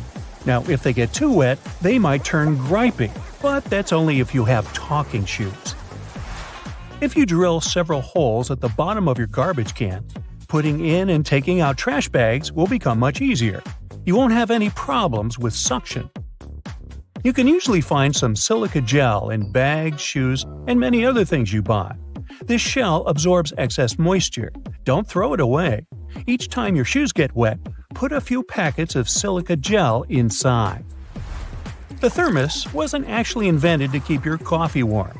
It was made by a Scottish scientist who just wanted a safe place to put his chemicals at a stable temperature. So he took 2 bottles, put the smaller one inside the bigger one, and vacuumed out the air between them. Well, anyway, thanks for the hot coffee. There's nothing better than a nice piece of buttered toast for breakfast, if we're not counting hot fudge sundaes. But if you find it harder to spread out cold butter over your toast, here's an idea. Use a cheese grater. Figure out the amount you need and grate the product. The process will also soften the butter, making it easier to spread, and you won't have to melt a too large amount of it in the process. But still, that hot fudge. Dried pasta comes in all sorts of different shapes and sizes for a reason. That's because each type of pasta goes best with a particular sauce. Pasta shells, for example, are perfect with denser and chunkier sauces. Why? Because the sauce gets inside the shells, making it easier to serve and eat the dish. The ribbed outer surface also helps with covering the shells in the sauce. If you ever end up burning your cookies, you can save them with your trusty grater too. Just grate off the blackened parts after carefully taking the cookies from the baking tray. But be careful and wait until the cookies have cooled down. Also, if you ruin their shape a bit, you can always dip them in some melted chocolate. Ooh. After the chocolate cools down, you'll have perfectly shaped cookies. Although, after it gets past your lips and beyond, does the shape of the cookie actually matter? Just saying. If you like adding a lot of ingredients to your sandwiches, but don't really appreciate it when the bread gets soggy, there is a way to reduce the amount of moisture. Pick your sliced tomatoes or cucumbers and place them between 2 paper towels for up to 5 minutes. After that, you can use them. Also, make sure to spread butter, cheese, or sauces like mayo or ketchup onto the bread first. This will help you seal the bread and keep moisture at bay. Some people think that the little white string that you find near an egg yolk needs to be removed before you cook the egg. Well, I'm here to tell you that these strands are called chalaza, and you don't actually need to get rid of them. They help keep the yolk in place at the egg's center. A chalaza is not going to mess up the consistency or the taste of your food, so removing it is completely up to you. Ever notice that most juice boxes come with 2 flaps, one on each side? Those are actually handles. Manufacturers design the boxes this way to make it easier for us to hold them. This way, we don't end up squeezing the box, making the juice spill out. Now, you don't need to be a baking pro to know that you can use both white and brown sugar in your recipes. But have you ever wondered what the difference between these two is? It turns out that the only thing that sets them apart is that, during production, a small amount of molasses is added to the brown sugar. Molasses is basically a sort of syrup you get when processing sugarcane. It's usually removed during the refining process. That's how white sugar is produced. But if some amount of molasses remains in the final product, we end up with brown sugar, with its specific taste and darker hue. It's a good thing. There are a lot of things you can put in your dishwasher apart from your dishes. For example, you can clean such things as your silicone oven mitts or the knobs of some kitchen appliances, like your oven or stove. Some kitchen sponges and reusable towels may be safe to clean in the dishwasher as well. Speaking of kitchen cleaning products, there are a lot of things you can do with dish soap, like degriming your patio furniture. Just add a bit of dish detergent to some warm water and use the solution to wipe down your outdoor furniture with a piece of cloth. Finally, rinse it clean using your garden hose. You can also use dish soap to get rid of greasy stains on your clothes. Be it pasta sauce or salad dressings, hey, sometimes we miss our mouths. So just apply a little dish detergent to the stain and then rinse with water. Use non-colored soap for lighter clothes. For more difficult stains, let the dish soap sink in for a bit, then throw the piece of clothing in the washer as usual. And think about maybe getting a bib.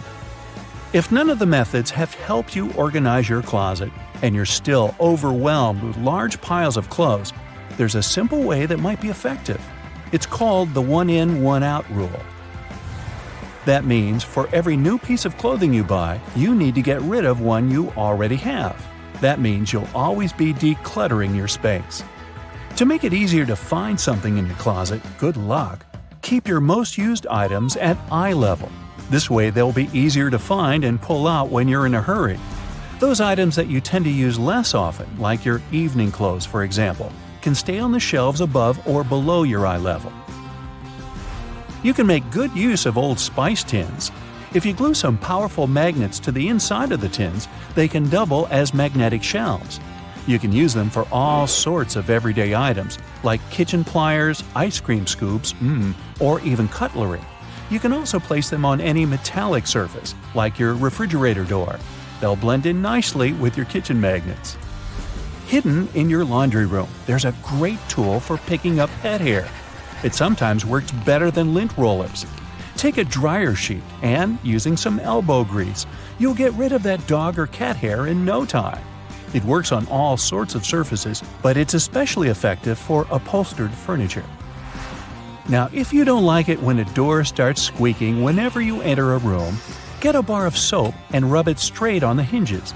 This will only help for a while though, but it'll do the trick until you manage to get to a hardware store and, buy some oil. Have you ever noticed that in some elevators there's a star next to the number of a specific floor? No, it's not to indicate where my office is. It's there to point out where the nearest exit is, and it's not always on the first floor. It's most likely located on the floor closest to the street. Have you ever wondered why stop signs are red?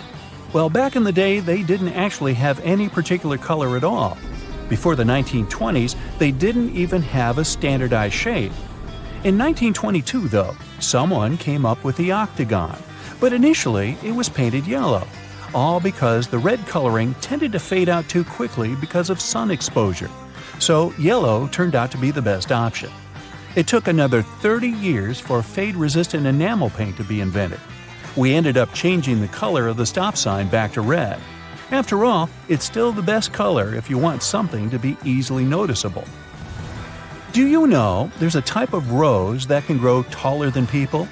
According to the Guinness Book of World Records, the tallest rose bush ever found grew in Vienna, Austria. It was a staggering 28.5 feet tall. Yes, it arose to a great height. In the same way we all have unique patterns on our fingerprints, no two tigers have the same set of stripes.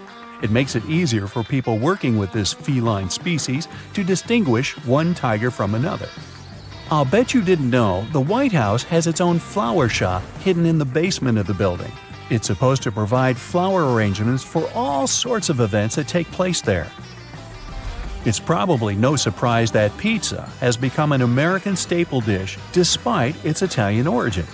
People in the U.S. love it so much that they buy 350 slices of pizza every second in the States. Man, I'm not getting my fair share. To manage the huge demand for this delicious dish, around 17% of all restaurants in the U.S. are pizzerias.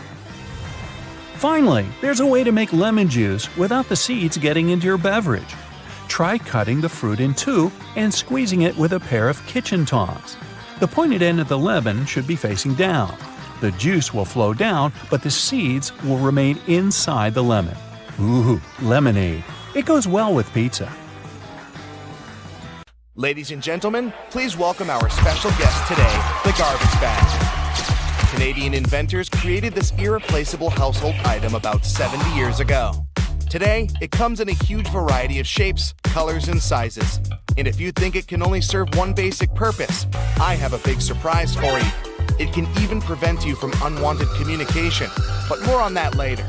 What if I told you that you've been using your garbage bags wrong your entire life? If you take a closer look at it, you'll probably notice that the seam is inside out, and it's not by accident. In fact, you're not supposed to shake up the bag to open it. You gotta place the bag over a garbage can like a hat, and then just push the middle of the bag down to the can. No worries, you're not the only person who didn't know that. This eye-opening trick went viral online and got millions of views. Imagine that you need to dye your hair, paint walls, or mold a clay mug immediately, but you don't have a protective suit on hand. Here comes the good news. You can make one out of a plastic bag. It will take you less than a minute. Just find a bag wide enough to fit your torso. Cut one hole in the bottom of the bag for your head and make 2 holes for the arms on the sides. Voila! Feel free to make a hat from another plastic bag to protect your hair. When the job is done, you can wash this handmade suit and reuse it. Our next hack is for those who don't like to waste money. You can use a real plastic bag instead of a raincoat that looks like a plastic bag anyway. Just make a round cut for your face and you're ready to go. You can reuse it as many times as you want. You can use a plastic bottle to create a recycled bag dispenser. Take a large bottle. It can be either a bottle of soda or washing gel. What matters is its shape. It must be straight so you can easily store bags inside it. Wash the bottle, dry it, and cut off the bottleneck and bottom. Turn it upside down. There you go. Your bag dispenser is ready. You can use your imagination to paint and decorate your DIY project with stickers and lettering to your taste.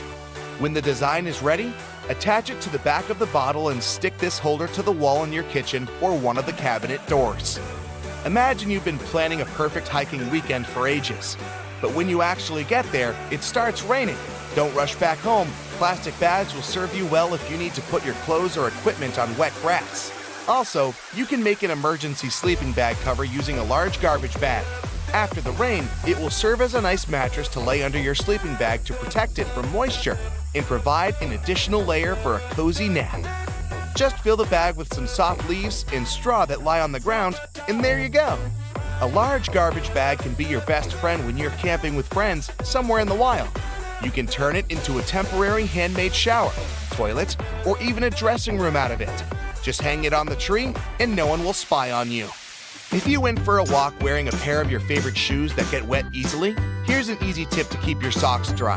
Put plastic bags over your socks. Tuck the edges of the bags into your socks or trousers, and then put your shoes on. There's one obvious drawback though. Feet can slip inside the shoes, so be careful. These plastic socks are also handy when you're trying to put on tight jeans that usually make your feet stick inside them. Have you ever had your bag torn at the worst possible moment? A plastic bag with handles can become an emergency backpack. Just place your stuff inside the bag, put your hands through the handlers, and you're ready to go. A garbage bag is also a good material for book covers. You can reuse multicolored bags to create a unique pattern for your favorites. You're moving to a new house and packing all your belongings. Suddenly, you run out of boxes. Sounds familiar? No problem. Grab a package of large garbage bags and pack the remaining stuff. Unlike boxes, this packaging will protect your property from rain or snow. Garbage bags are especially good for packing blankets, pillows, and stuffed toys. If you need to make a vacuum packing for your clothes or stuffed toys, simply put your belongings in a trash bag, place a tube from your vacuum cleaner inside the bag, and then turn it on. The vacuum cleaner will remove all your excess hair from the bag, and you'll save space in your suitcase or basement. Someone really special has invited you home to cook a romantic dinner together. Finally, you want to show all your extraordinary cooking skills, but your special someone doesn't have an apron, and you don't want to mess up your new outfit. No worries. Make an emergency apron using a large garbage bag. It will surprise that special someone even more. Speaking of stylish outfits, are you familiar with the term garbage bag dress? Celebrities and famous fashion brands shock the audience with outfits looking like trash bags from time to time. Some of them actually make outfits using garbage bags like fabric. It's a popular option for young artists who can't afford to buy and use expensive fabrics. Garbage bags are very flexible, so they are a useful material for making patterns for future outfits. When it comes to garbage bags, the DIY project's possibilities are almost infinite. People use bags to make lampshades, clothes covers, small cosmetic bags, makeup organizers, recycled glasses, and whatnot. Some even weave baskets, bags, and floor rugs out of them. It's pretty easy to handcraft a rug. You need to cut several bags into equal strips and weave a long braid from these strips. Now twist this braid into a spiral and tie or glue each layer together. To secure this entire construction from breaking, you can screw your rug on a sewing machine from the middle to the edges, as if you're drawing a star. This plastic braid can also serve as emergency laces, a rope, or a handmade ribbon for decorating gifts and flowers. Filmmaking is another yield where garbage bags can be real stars. If you're shooting indoors and the sunlight is too sharp, you can put white garbage bags on all windows to diffuse the light or to set the white balance. Blacklight-proof garbage bags may serve you as a shading curtain to get rid of the sunlight in the room whatsoever. Feel free to use a white bag to create a diffuse light bulb. Inflate the bag like a balloon and put it next to a lamp, but make sure to use a LED light so it doesn't get too hot. Everyone knows that touching a plastic bag with a hot iron is a bad idea because it will melt. But this lets us create unique shapes from this colorful and affordable material. Want to make a unique designer vase? Take a bowl and cover it with paper tightly. Then wrap the matching strips of plastic bag around the bowl. Now place another layer of paper on the top and gently iron over the entire surface of the bowl. Voila! The plastic's melted and you got a new stylish and eco-friendly vase. Garbage bags can produce very cool sound effects. If you live in a desert where it never rains and need to recreate that relaxing sound, use a plastic bag. It's always better to speak up like an adult, but if that doesn't work for you, here's a quick fix. Next time some annoying person calls you, don't bother to make excuses why you can't talk right now. Just grab a garbage bag and rustle it into your phone speaker yelling, "Hello? Hello? I can't hear you!" Confession time. Have you ever used this trick? If you ever find yourself stuck in the trunk of your car, stay calm. All cars are supposed to be equipped with an emergency latch to help open the trunk from the inside in the unlikely case it happens. These latches are so well thought out that they can be opened by people of all ages. More so, handles are designed to glow in the dark, too. You can even pull them with the mouth if there's not enough wiggle room to use your hands. Never mind how you ended up in the trunk in the first place. Moving on. If you're ever working with needle and thread, remember you don't need to stick the needle directly into the spool. You may end up losing the needle altogether. Not to mention you can easily hurt your fingers. A lot of modern sewing kits these days come with a designated place for safeguarding the needles. It's located at the bottom part of the thread spool. You'll just need to pull it out. It's even made to hold multiple sewing needles at a time. Disposable ballpoint pens come with a little secret of their own. Did you ever notice that in some of them there's a small hole in the plastic part? It's actually a rudimentary ventilation system. It's supposed to let the ink easily make it to the tip of the pen. Okay, I know it's in the name, but you really don't need to shake the seasoning shaker to get any product out. Don't believe me? Hey, you're not the only one. Go grab your favorite seasoning bottle out of your pantry. If it has one of those removable plastic caps, it's perfect for the experiment. Instead of shaking the bottle, try holding it from the plastic cap while it's upside down. Now gently twist the bottle from side to side and, before you know it, you get some gorgeously flowing seasoning without having to wiggle the shaker and make a mess all over the stove. On the same note, most salt and pepper shakers should have ridges on the bottom of the glass portion. In case you get any seasoning stuck in there, place the bottom of the salt shaker against the bottom of the pepper shaker and wiggle it around so the ridges click with each other. The seasoning should easily pour out now without you having to open the bottle.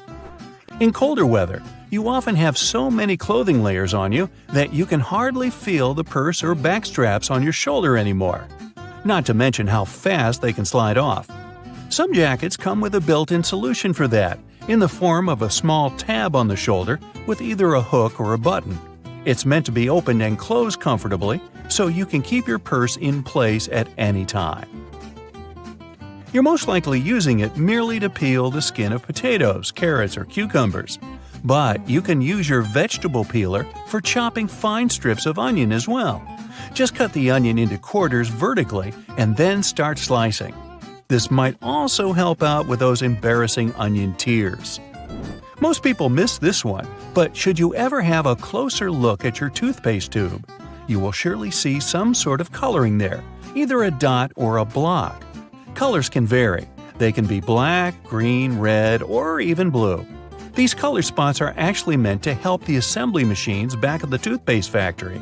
They recognize when and where these machines need to cut the toothpaste tubes and proceed to fold them for packaging. For most types of footwear, if there's anything that seems a bit out of place, always know that it's there for a reason. Most manufacturers don't put extra items on shoes just for fun. It would definitely be a waste of time and resources. For footwear like boots, for example, there's often a small loop at the top back of the shoe. It's there to help you when you need to put the shoe on, since you can quickly pull on it. Plus, you can also hang the shoes somewhere, most likely to dry, since most boots are meant to be worn in the colder weather. Now, I've been guilty at least once of overdressing with a bunch of layers just so I won't need to jam everything in my check-in bag. But does it become a problem when you actually have to get seated? What do you do with your coat or your jacket?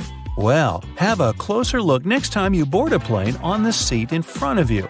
The hook that keeps the tray table upright can double as a jacket hook.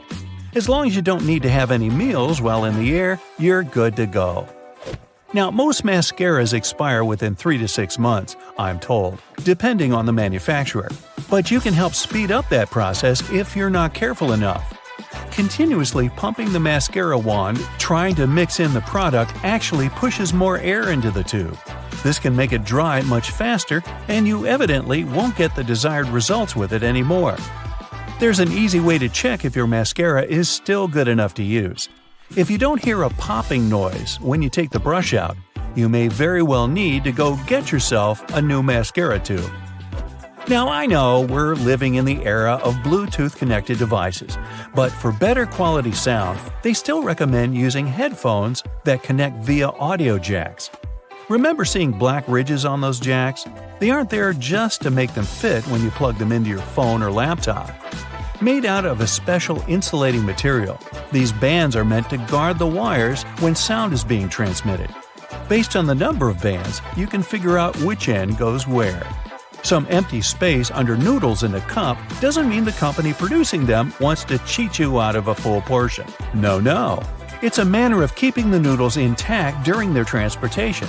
It also helps with the circulation of hot water that is poured over the products before you can enjoy them.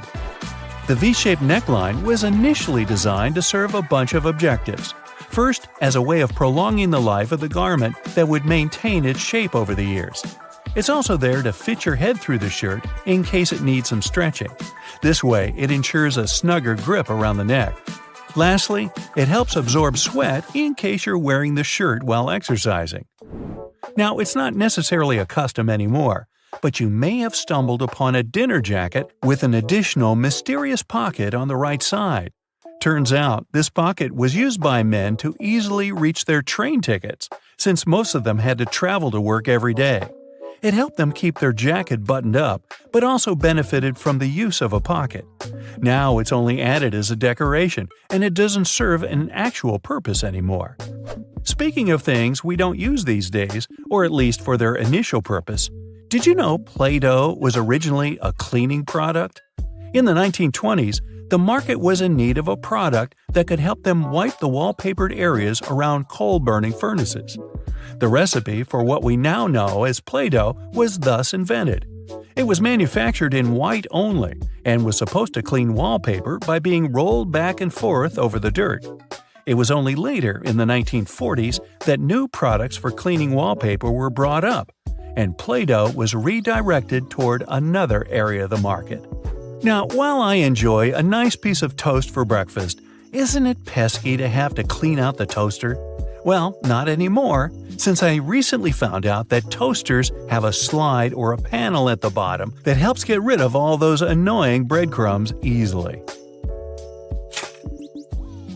Now, there used to be a time when you could only have access to video games by inserting cartridges in your console of choice.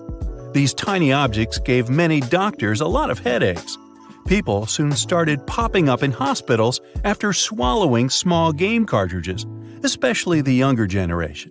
Nintendo, the company that manufactures the majority of these devices, had to come up with a creative solution to prevent these accidents. So these days, Nintendo Switch cartridges are purposely coated with specific chemicals that can leave a really bad bitter taste in the mouth. Not that I'd, recommend you ever try and taste for yourself. Over 40 billion Oreos are made every single year. It's the world's most popular manufactured cookie. The geometric design stamped into these cookies has the Nabisco logo, the symbol of European quality, surrounding the word Oreo. William Tournier created the chocolate cookie design we see today back in 1952. Headphone jacks might become a thing of the past because of wireless technology, but if you've seen one, you might have noticed the rings at the base of the plug. One ring means single sound playback, 2 rings represent stereo sound in the left and right ear, while 3 rings means you've got stereo and a microphone built in. Now, the iconic orange, red, purple, yellow, and lime green rings of Fruit Loops hide a deep secret within. They don't represent different fruit flavors. All those rings are the same fruit flavors blended together. The colors are just for show. The E in Dell's logo is at an angle because the founder, Michael Dell, wanted his technology to turn the world on its ear. A compass uses magnets to point to the magnetic North Pole, but it's not really north at all. The North Pole of a compass magnet points toward the north because the north and south attract. Earth's south magnetic pole is near the geographic north, while the North Pole is near Earth's geographic south. Confusing, isn't it? Those little red spots you sometimes see after you crack an egg are nothing to be worried about.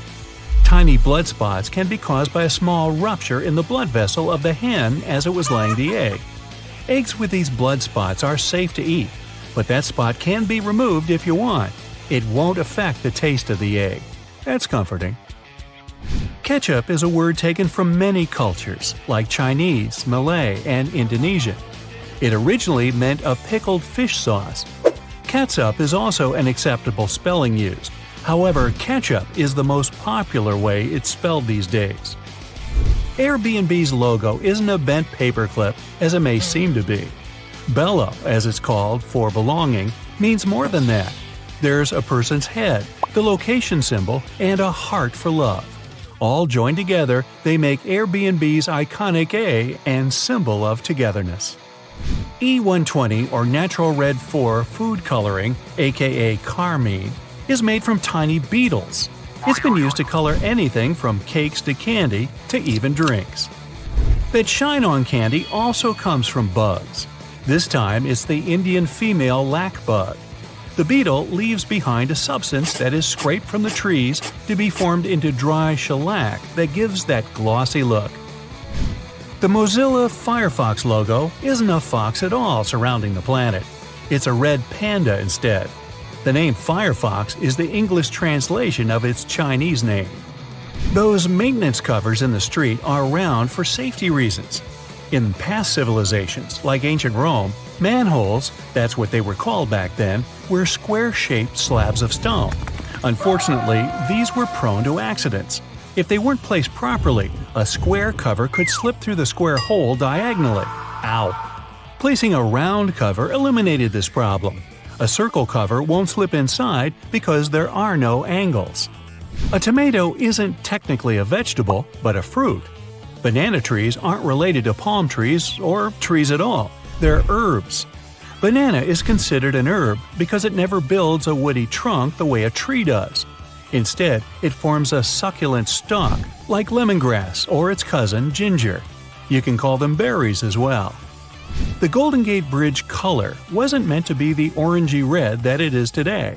The bridge's original color was suggested to be many other colors, such as black with yellow stripes or even candy cane, to make it visible for passing ships and aircraft, especially in the frequent San Francisco fog. But when the steel arrived covered in an orange primer to protect it from rust, the architect preferred the international orange color, and it stuck. Those legs on the back of keyboards aren't an ergonomic design to help your wrists sit better. Using the legs out for too long can tire and hurt your wrists, plus slowing your typing down. The hinge legs are just there to help you see the letters and numbers better if you don't know how to touch type. The color of a chili pepper reveals nothing about its taste or heat. The smaller a chili is, the hotter it'll usually be. The heat doesn't come from the seeds, as believed, but the white membranes that hold them. Hidden within the Toblerone logo of the mountain is the image of a bear standing on its hind legs, about to eat that yodeler over there. No, not really. This is because bears are a big part of Bern, one of the biggest cities in Switzerland, where the founder created the triangle chocolate treat. Toblerone is also a play on the founder's family name, Tobler, and the Italian word Torrone for honey and almond nougat. The space below a cup of noodles is there to protect the noodles during transport. This technique is called a middle suspension. Not only are they protected better in their styrofoam cup, but it also helps those noodles soften more evenly and quickly. Now, even though you might have thought that the hole in the barrel of a ballpoint pen had no purpose, it does. It's called a venting system, which helps the ink flow more smoothly. This way, an even amount of air pressure is created inside and outside the pen, allowing the ink to flow into the point easily. One of the most recognized logos in the cycling world has a hidden item in its famous logo. Inside the Tour de France name, a cyclist hides in the O, U, and R. Those metal brackets on the top of the nozzles in gas stations have a unique design put into place in case of accidents. If a dodo accidentally forgets the nozzle is still inside the gas tank and starts driving away, the magnetic brackets separate without damaging any part of the gas pump. Wendy's logo is designed off of the daughter of creator Dave Thomas. It's also named after her nickname, but there is more to the logo than that. Wendy's collar spells out the word mom. While unintentional, it became something to mean a homey feel more than any other restaurant out there. Finding the right lane to be in while driving for your exit can sometimes be confusing, especially in a foreign country. Pay attention to the side of the road that exit signs are located. It'll be the lane you need to be in. Some toothpaste has a little seal on them that needs to be removed before you can use them. Instead of peeling back the foil layer, the toothpaste lid has a little spike on the top just for this reason. Tostitos have a secret symbol hidden right in the middle of their name. The two T's in the middle of the logo resemble two people enjoying Tostitos over a bowl of salsa. The salsa bowl is in red and forms the dot in the eye. One of the most recognizable figures in the world, the Statue of Liberty, for 16 years functioned as a fully operational lighthouse. However, the light was barely visible even from Manhattan. In 1901, it was eventually decommissioned as a lighthouse. Tourists could even visit the torch for a stunning view of the city. But an accident damaged the Statue of Liberty's torch in 1916, and it's been closed to the public ever since. The Do Not Remove Under Penalty of Law tag on mattresses isn't put there for the consumer or void your warranty either if you do remove them. In the 1900s, manufacturers used to create the filling with basically anything: animal hair, old hospital beds, or clothing. It didn't matter at the time. Strict laws created the tags to stop recycled materials from being used and sold as new. Good thing. Toyota's symbol is more than just some random rings combined. The three overlapping ovals symbolize the merge of the hearts of consumers and Toyota together. A California sushi roll is made of seaweed, rice, cucumber, avocado, and crab meat. But it's not crab meat at all. Surimi is an imitation crab meat. It's made of white fish blended with sugar instead of crustaceans. The fish mixture is then heated and pressed into shape. The logo for Beats is just a lowercase b inside of a red circle. The circle represents a human head, with the b being the headphones in their shape. All those little black dots around the edges of car windows are called frits. A frit is a painted black enamel that's put into windshields during manufacturing. They block ultraviolet rays and help distribute temperatures between the metal and glass. There are 24 symbols hidden inside the Unilever logo. Let's count, shall we?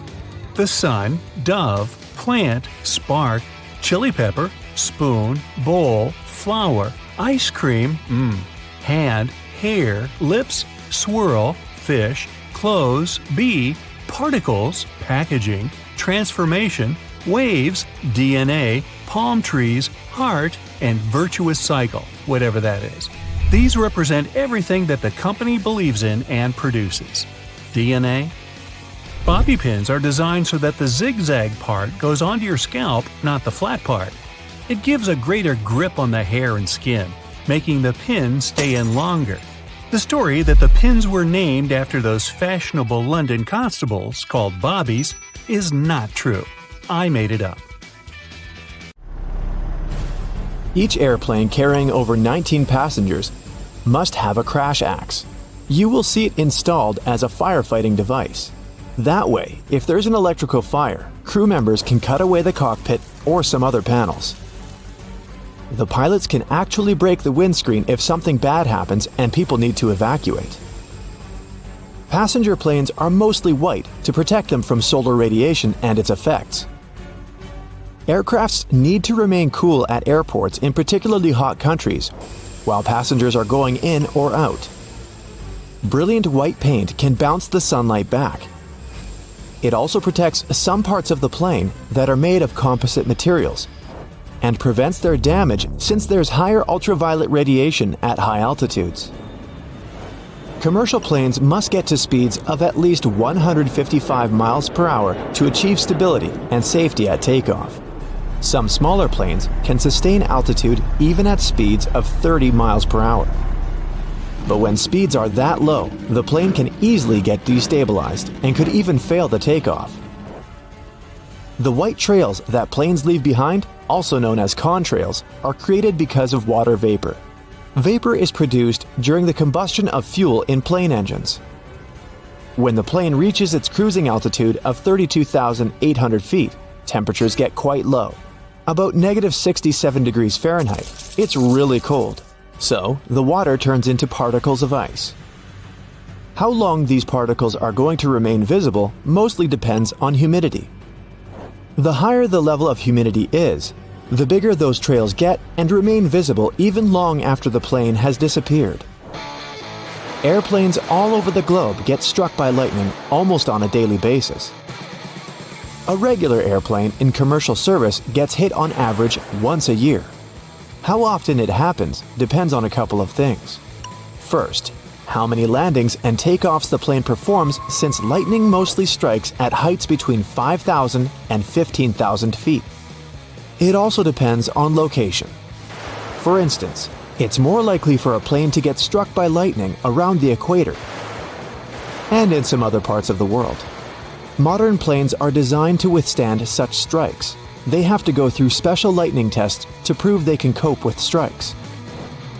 Planes mostly fly at altitudes of up to 7 miles. There are some benefits like the thinner air or producing less aerodynamic drag, which also means less fuel consumption. The temperatures up there are lower, which makes the jet engines more efficient. That part of the atmosphere is also less turbulent, which helps make flights smoother. Some planes have already gone into space, but not the ones you see at the airport. Those classical planes need air to go up, and space is basically just a vacuum. The first plane that reached space was designed around 70 years ago. During its first flight, it generated lift and stability using its thin, stubby wings. It traveled more than 5 times the speed of sound. There are at least 1 sextillion planets out there in our universe. To give you an idea of how huge this number is, our planet weighs almost 1 sextillion times more than some animals, like a bear.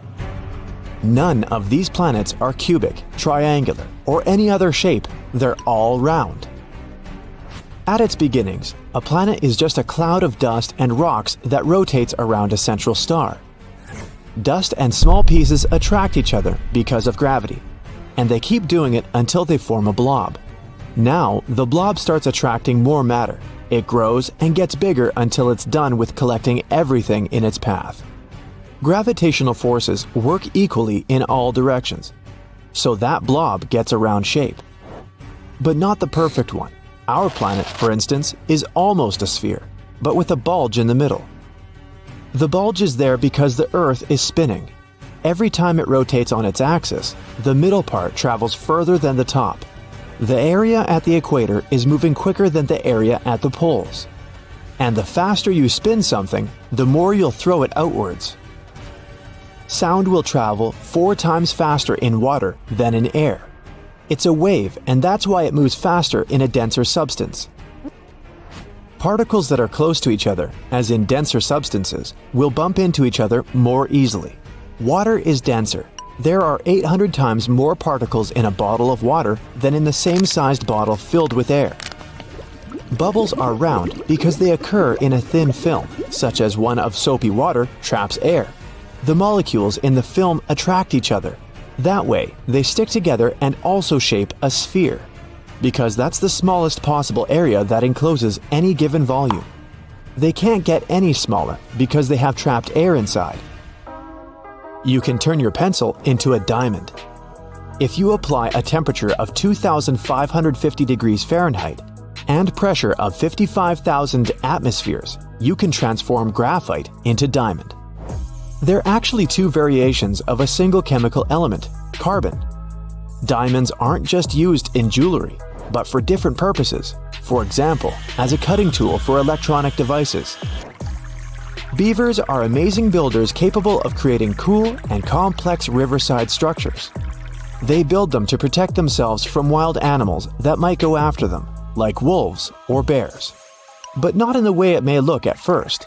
Beavers don't really live in their dams. They only use them as a barrier, making some sort of a pool or pond of deeper water. That's where their real home is, in the pool. It's like a small island or dome lodge. It's a dry area where beavers are safe. They can also store their food there. These pools are deep enough for land animals to avoid them. Beavers dig underwater tunnels that are entrances into their home. If a predator or some other danger is coming, they can quickly escape to safety. Some animals sleep while standing. Zebras, elephants, horses, some birds like flamingos. Cows can sleep while standing, but they prefer to lie down when they want to rest. To sleep while standing, animals need to have legs that can align vertically. That way, they don't have to activate their muscles to keep them standing. Their knees also lock in place. It's better for these animals to sleep while standing because they'd probably be too slow to react if there was a predator going after them. When we laugh in some unpleasant situations, or when we feel nervous, we're actually trying to mask our true emotions. For example, you do something embarrassing and try to cover up the shame you feel.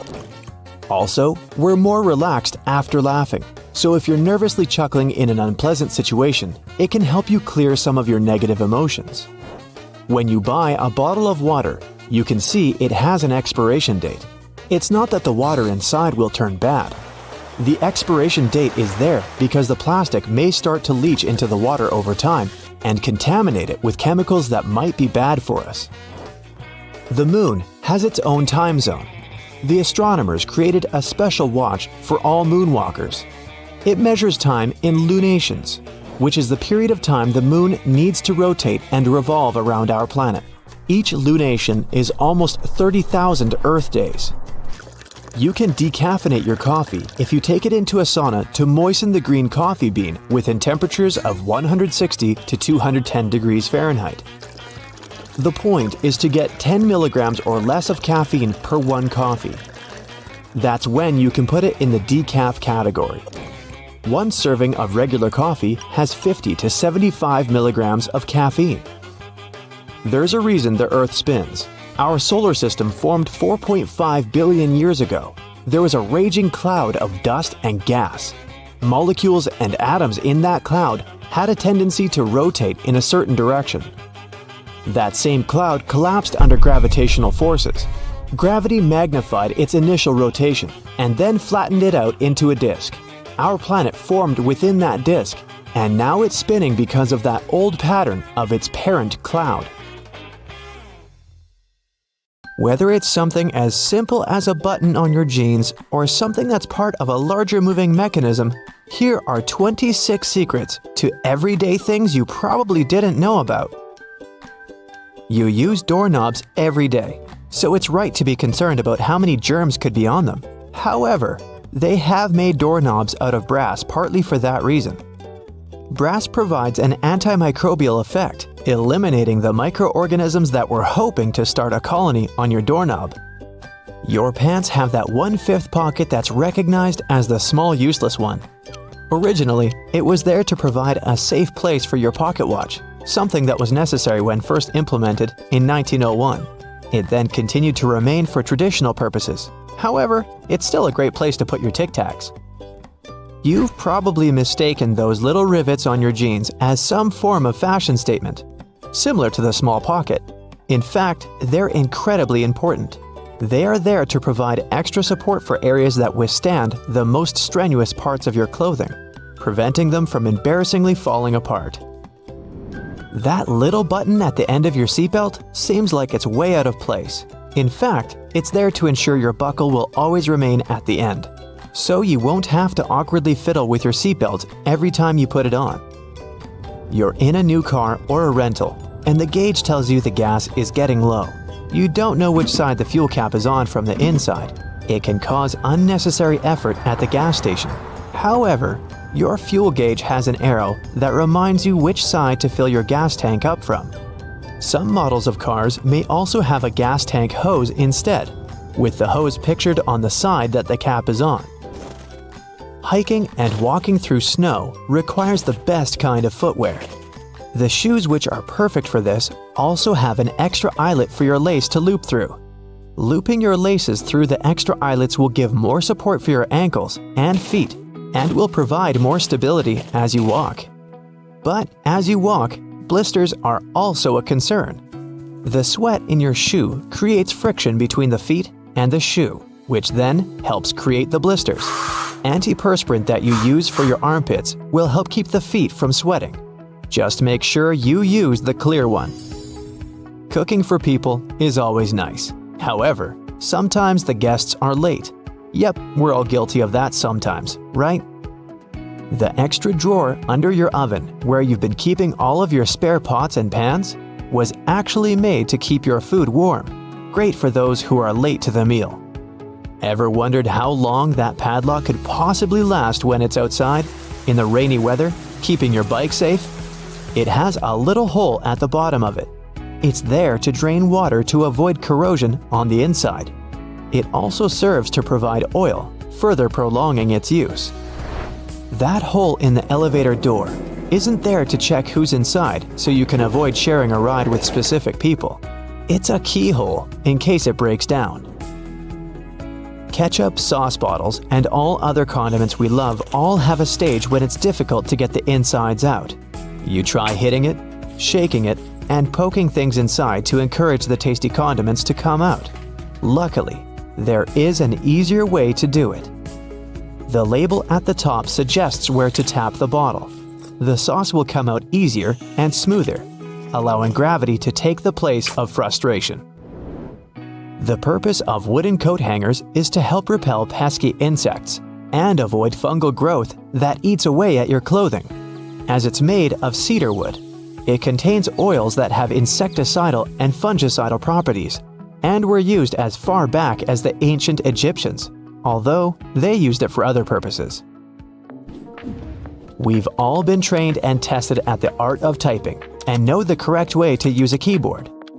But you may not have noticed that the F and J keys have a small ridge at the bottom. They're there to help you find your correct starting place with your fingers on the keyboard, without having to look down. If you've been lucky enough to get the window seat on the plane, you would have noticed that little hole at the bottom of the window. It helps with the air pressure on the plane. The window itself is made from acrylic and isn't actually glass, which saves it from fogging up so you can see the scenery on your journey. The windows on planes were originally square. However, they would continuously break from the constant changes in pressure. Round windows are able to evenly distribute the pressure, ensuring you'll have a pleasant journey without falling out. For all you Nintendo Switch players, those who have tried to taste your cartridges will notice they have a bitter taste. The manufacturers added it intentionally, as the Switch's cartridge size is very small and it might be a hazard for the youngest players that have a tendency to put things in their mouth that they shouldn't.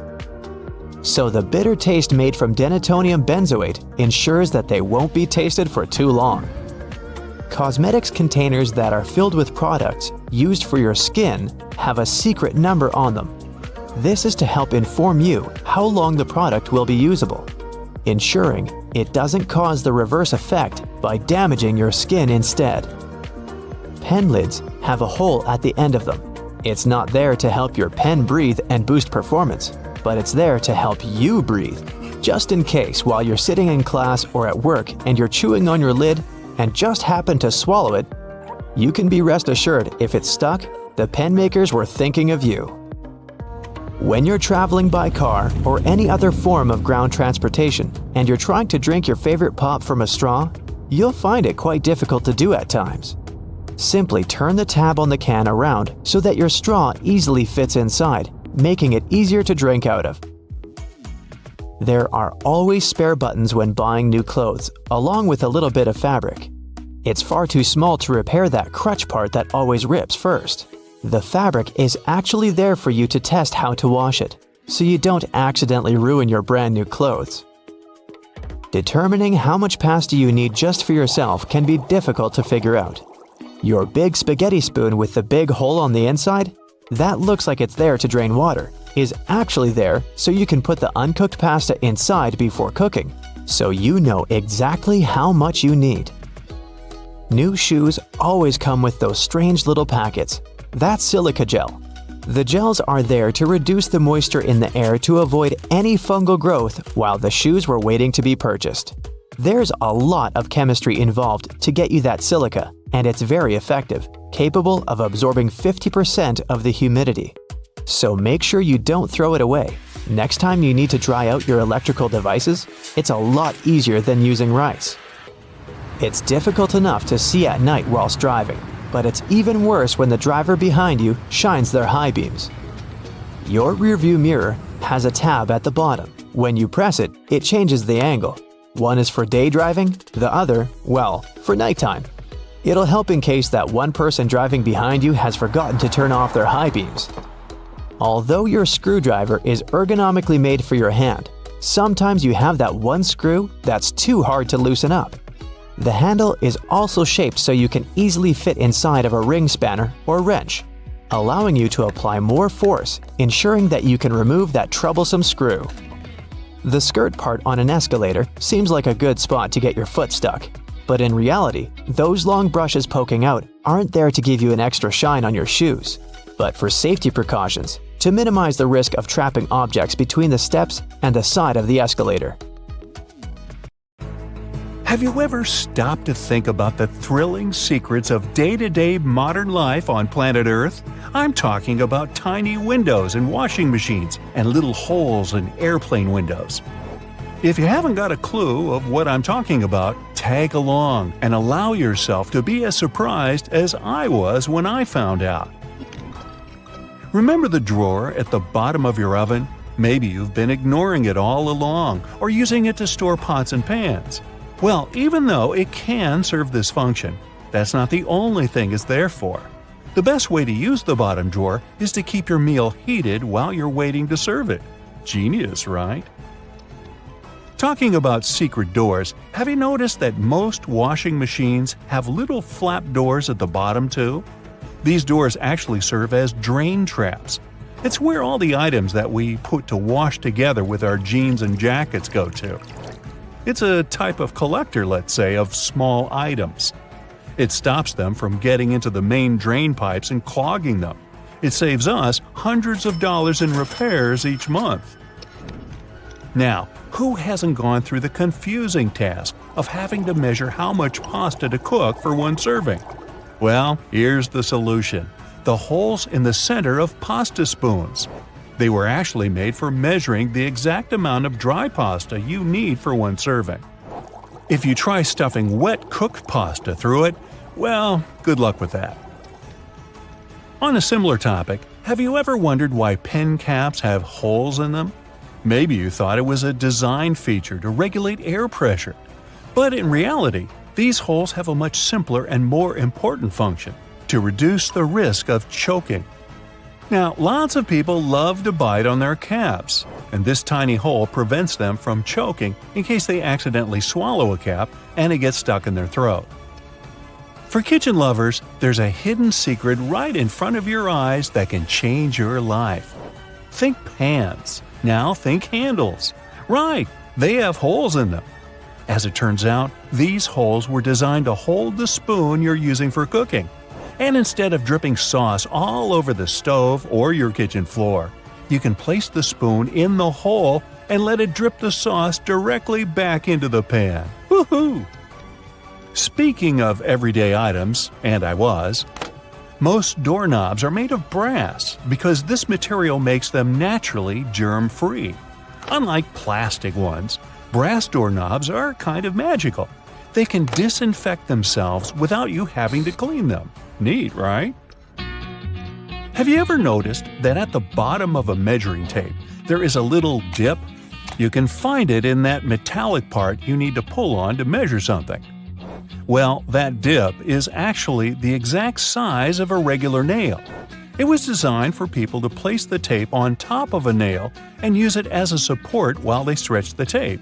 Well, I can't wait to try it out for myself. As for the margins in your notebook, they were invented to protect people's notes from mice. No, the mice weren't copying your answers for the math quiz. Actually, there were times when people had to cohabitate with rats and mice that often chewed on paper. So, to prevent information from getting completely lost, people created margins. This way, texts were moved closer to the middle of pages and remained unharmed by rodents. Perhaps this is where to digest information came from. And what about those tiny holes at the bottom of airplane windows? They have an extremely important function of regulating the air pressure inside the cabin. In other words, they help planes fly high up in the sky. Big responsibility, right? By the way, tray tables on an airplane are the germiest places inside the entire cabin. Studies showed that the trays had 8 times the amount of germs on the toilet flush button. Now, how about we cut a commercial airplane in half and see what's inside? Well, it would look more or less like this: rows of seats on top and everything else that needs to be stored at the bottom. I'm talking about passengers' luggage, emergency supplies, parts of the wing system, and so on. Moving on to bowling balls. Yes, I know it's a clumsy transition. Anyway, have you ever wondered what the insides of a bowling ball look like? If you have cut a professional ball in two, you'll see a familiar shape. Look closely. Do you see it? Doesn't that look like the logo of Brightside? Anyway, professional bowling balls are different from the ones in your local bowling alley. That's because they're designed to make fancy moves. They actually have some really complex engineering inside. They're shaped to help skilled professionals get more strikes. The weight of professional bowling balls is designed to be projected inward as they travel down the bowling lane. This makes it harder for them to get into the gutters on the sides of the lane. Speaking of balls, let's take a look inside a baseball. To make it light and aerodynamic, producers use several different layers. Starting from the core, we have a cork center enveloped by black rubber. Then there's a layer of red rubber, followed by 2 or 3 alternating layers of wool yarn. After that, there's a visible white leather cover and that beautiful red seam on the side, stitching it all together. And what if you had X-ray vision and managed to look inside a human bone? Ooh, spooky! I'd say what calls most attention is this spiderweb-like situation at the center of the bone. In reality, it's a highly condensed and complex structure of nerves that you have inside your bones. Aren't you lucky? Now, I've got a riddle for you. What is round, can be found near the ocean, and looks like an aerial view of the Guggenheim Museum in New York City, the one that's made almost entirely of ramps? If you said a nautilus shell, hey, then you guessed right. A nautilus is a shellfish whose house you can find in countless souvenir stores near the beach. It's made up of 2 layers, a matte white outer layer and an iridescent white inner layer. And if you were to cut it in half, it would look very similar to the insides of the Guggenheim Museum. Aloe leaves are good for healing purposes and also for hydration. But if you managed to look inside of an aloe leaf, the image you'd see would be satisfying and very relaxing. Who hasn't dreamed of a pool filled with jelly? Now, there seems to be nothing more mundane and regular than a tube of toothpaste. But you wouldn't think so if you cut open a tube that contains several colors. Now, there have been speculations that the insides of such a toothpaste tube might be divided by barriers, so that the stripes don't mix. But if you cut it in half, you'll see that it has only one interior chamber. As it happens, there's a lot of science behind the making of striped toothpaste. According to a specialist, they have to ensure that the paste in all the stripes has the same physical properties. This way, the colors are naturally prevented from mixing with one another. That's why, if you tear a tube open, you'll see something that looks like several slices of pizza in different colors. If you open your closet, you're bound to find at least a few wooden hangers. Usually, they're made of cedar wood, which is a natural moth repellent. So, cedar hangers actually protect your clothes from moth infestation. For some people, more than others, eyeliner is an everyday must. Boy, isn't it. But did you know that back in ancient Egyptian times, both men and women used kohl eyeliners to protect their eyes from the sun's glare? Way to go for the Egyptians for figuring that out. Now, if I could just learn to walk like one. Normally, we use headrests for the purpose of, well, resting our heads, right? Well, not only. As it turns out, headrests can be easily removed from the seats and used to break car windows in case of emergencies. Now, this one is a trick very few people know about. You probably place your doormat horizontally, like most of us do. But doormats serve the purpose of absorbing dirt from the soles of your shoes before you enter your home. So, for this function to work as it's meant to, the best way to place a doormat is vertically. This way, you take more steps on the top of the doormat before entering your house. And last but not least, now I don't want to be accusatory here, but you have probably been vacuuming your house the wrong way, and I can prove it. Most people just vacuum floors and carpets in one direction or move the brush back and forth several times, thinking they've got all the dust out. But according to cleaning professionals, the best way to vacuum is in rows. First, you go forward with the brush until you arrive at the end of the row. Then, you fluff the carpet up and move back down along the same row, gathering the dust that wasn't collected in the first sweep. Talk about efficient cleaning. On the other hand, my idea of house cleaning is to sweep the room with a glance. Hey, I don't want to disturb that protective layer of dust. Next time you follow a recipe where you need to separate egg yolks from whites, try this. Peel a clove of garlic and rub your fingers with it. Carefully break an egg into a bowl. With your garlicky fingers, pick up the yolk. And voila, you can now marvel at how perfectly it separates from the egg white. If it's egg peeling time, there are two easy ways to do it. When cooking eggs, add a teaspoon of baking soda to the boiling water. This will make peeling eggs much easier. You can also place them under cold running water as soon as they're ready. The eggshells will come off much easier, and you won't burn your hands while peeling the eggs. The sides of roads have sleeper lines for a very important reason. Their main function is to alert those drivers who doze off behind the wheel. When a car starts steering off the road, the tires go over the lines, and the sound wakes the driver up. Those price tags and labels that come glued to your Tupperware are easier to remove than you might think. No need to waste hot water and soap trying to remove them. Take a hairdryer instead. Blow some hot air directly onto the tag for a minute or so. There you go, the label comes off at once.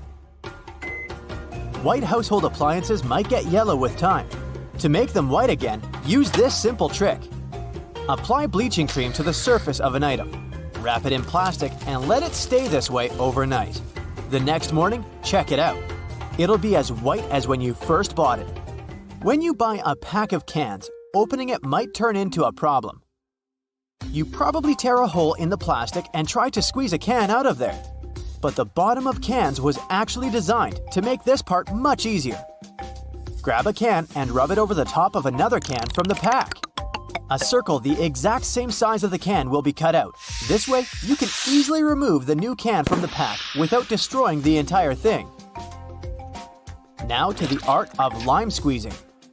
When you pick limes at the grocery store, you never know how juicy they are, and often, when you bring them home and squeeze them, almost no juice comes out. Try heating these citruses in a microwave for 30 seconds before cutting them open. You'll see that the juice will come out much easier. But be careful, they're going to be hot, and you don't want to burn your hands. If you're hanging out with your friends and feel like listening to some music but don't have a loudspeaker, there's no need to worry. Place your phone in a cup or bowl.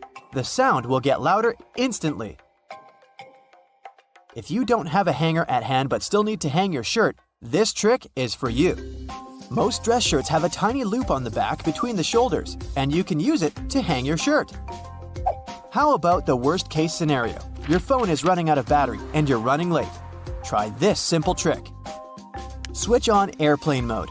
Your phone will charge to 100% in no time.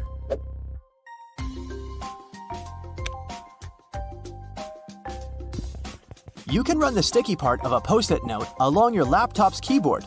This will help remove tiny bits of food and dust that get stuck in between the keys. Avoid putting really hot food into plastic containers.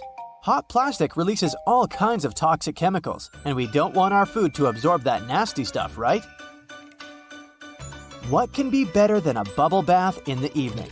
But the bubbles are not only pretty and smell nice, they also keep the water temperature hot for longer. This way, you can enjoy a long hot bath without getting cold too quickly. You got home craving a peanut butter and jelly sandwich, but your peanut butter now has 2 layers, and the oil is at the top. To avoid getting disappointed, next time, store a peanut butter jar turned upside down. Your screwdriver and wrench can work together to remove that stubborn screw. Grab your screwdriver's handle with the wrench and use it to apply more force. This method will also help you reach more difficult areas. There is a reason why your coffee stirrer looks like a straw. It has holes in it because it reduces the amount of plastic manufacturers have to use. Plus, they prevent the stirrer from floating. The holes in the stirrer get filled with coffee, which in turn makes it heavier. And speaking of coffee, you should never buy the product that is more than 18 months old. Make sure to look at the best before date when buying it. If you've ever had trouble with those classic salt and pepper shakers, the ones you may see in diners, I've got a trick for you. Instead of shaking your entire arm to try and get some salt out of the container, try rubbing the bottom of one container with the bottom of the other. Grab the salt and hold it so that the bottom of the container faces downward. Now, while holding the pepper shaker upright, rub the 2 bottom parts together, creating circular friction between them. After this, the salt will spill effortlessly. After a long day of hiking, your shoes might smell funny. Well, I've got good news for you. Put dry tea bags inside your shoes and keep them in a dry place for a while.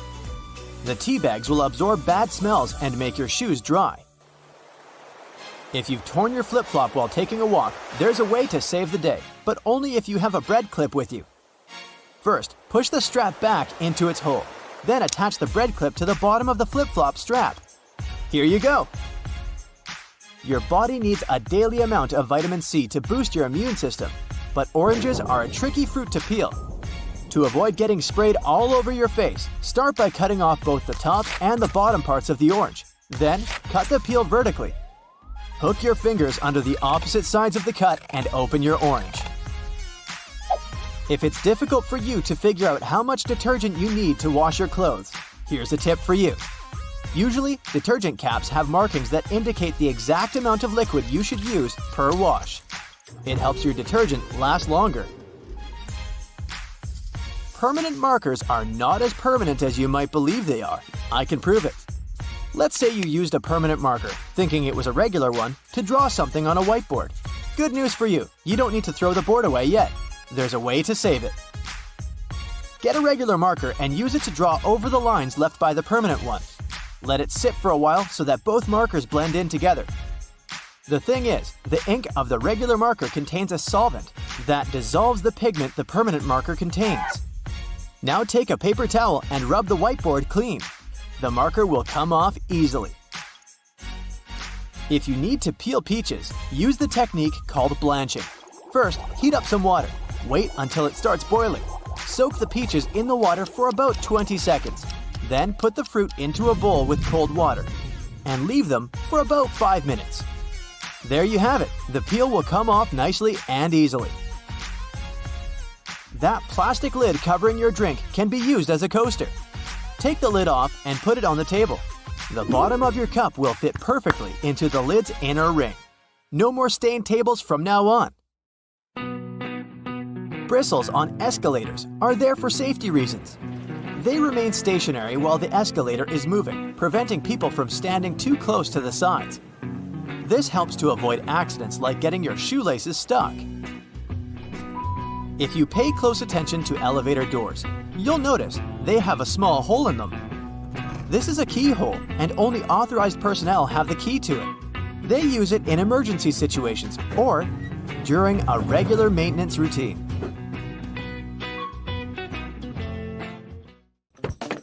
How many hidden features are there in your car that you have never heard of? Most cars these days have everything color-coded under their hoods. It makes it way easier to know what you need to supervise between services, like the dipstick, the oil cap, or the coolant. You can even have a look at the brake and washer fluid. Anything else that's black or gray, just leave it to the mechanics.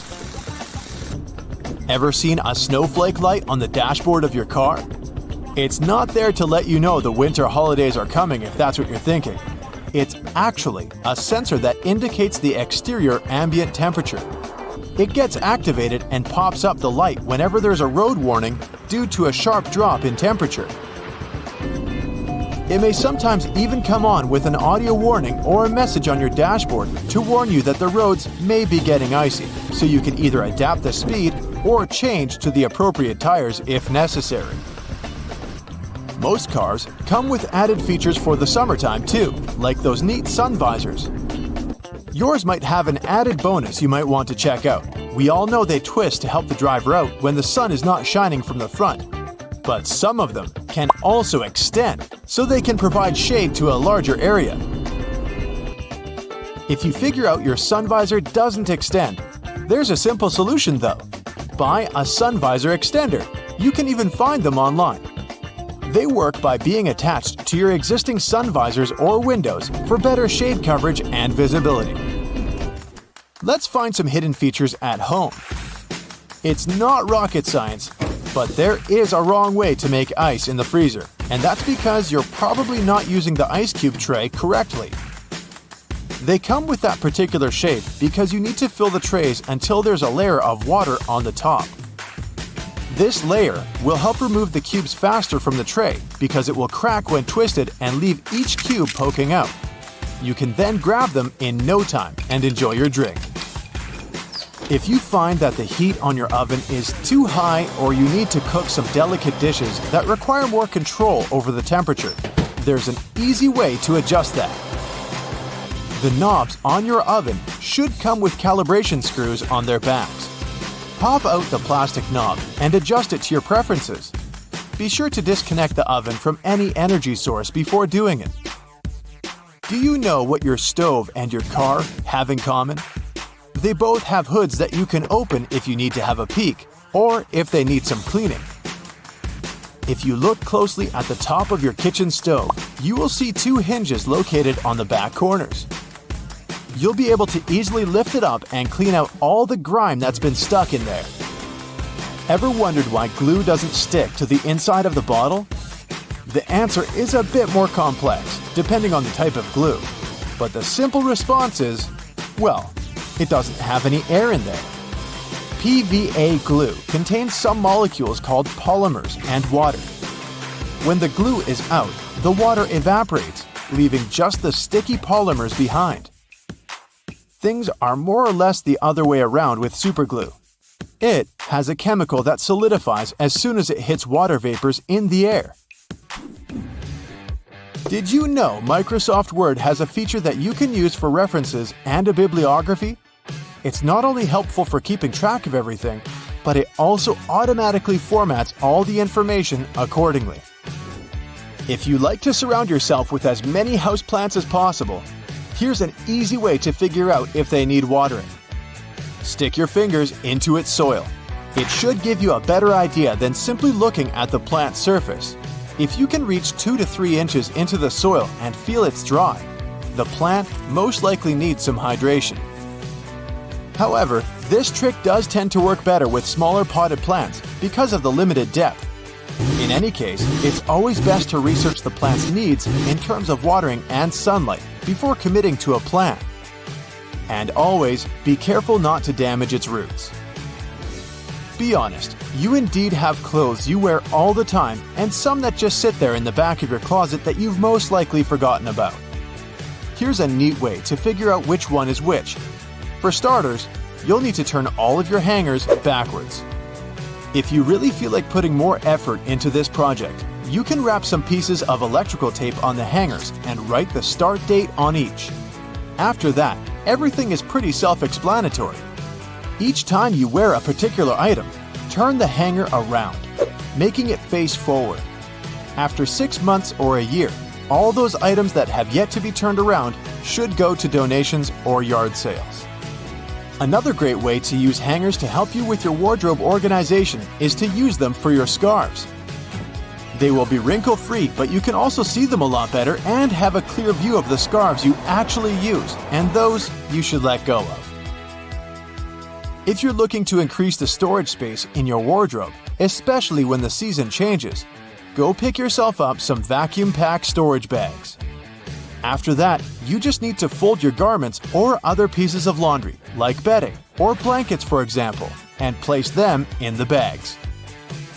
Turn on your vacuum cleaner, place the nozzle on the bag seal, and remove all the extra air from the bag. It helps with reducing the storage size of clothes and keeps the clothes clean, dry, and moth-free. Should you have an empty basket lying around and you aren't sure if you want to recycle it just yet, you can always repurpose it as a cool lamp. Wicker baskets work best for this. Just cut a small hole in the bottom of the basket and place a pendant light kit there. You can even paint it manually, or spray paint if you need it to be in a particular color. Another way to neatly repurpose things around the house is to use leftover cookie jars to store dryer balls, but the sky's the limit here. You can also use dryer sheets to remove dust from screens around your house, like computers, laptops, or TVs. These items are electrically charged, so they generally attract a lot of dust particles. Dryer sheets are made to reduce static cling, so they won't only remove the dust but also help keep it at bay for a longer period of time. Dryer sheets also help out if you're having a bad hair day, believe it or not. They can seriously help out taming flyaways whenever your frizz just gets out of control. Run one of those dryer sheets from the roots of your hair all the way down to the tip, and be amazed.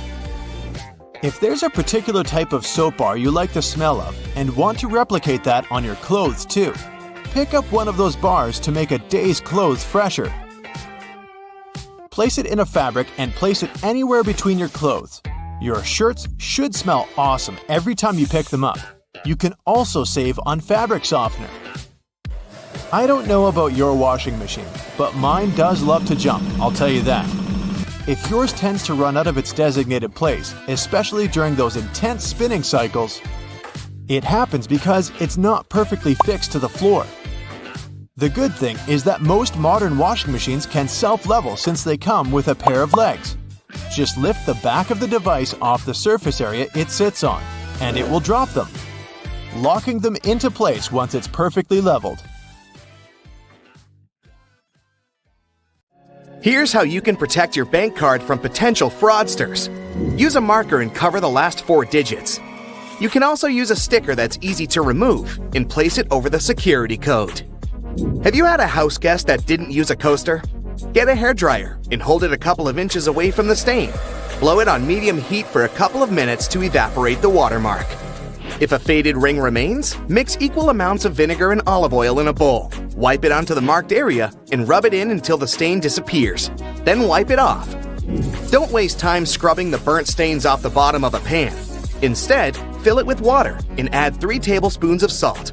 Let it sit overnight as the salt dissolves the burnt marks, and in the morning, pour the water out of the pan. This way, it will be much easier to scrub all that grease off. Picture this. You're on vacation and your shirt has become all crinkled inside the luggage. You need it tonight, but the hotel doesn't have an iron. Don't panic. Hang the shirt up in the bathroom, and while you relax in a hot shower, the heat and moisture will unwrinkle your shirt. It won't be perfect, but it will get much better without any effort. The football is on, and it turns out you've run out of standard batteries. You can use a smaller battery instead that easily fits inside.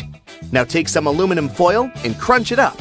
Fit it into the gap on the negative or flat end of the battery. All done! You can turn on the TV now. Once your flip-flops crack and the plug easily slips out of the hole, it's normally a sign that you need a new pair. But there's a way to extend their mileage. Push the plug back through the hole, then take a bread clip and attach it to the end. The clip will provide enough support for the plug to remain in place. You've received a package and the receipt is taped on. You've managed to detach it from the box.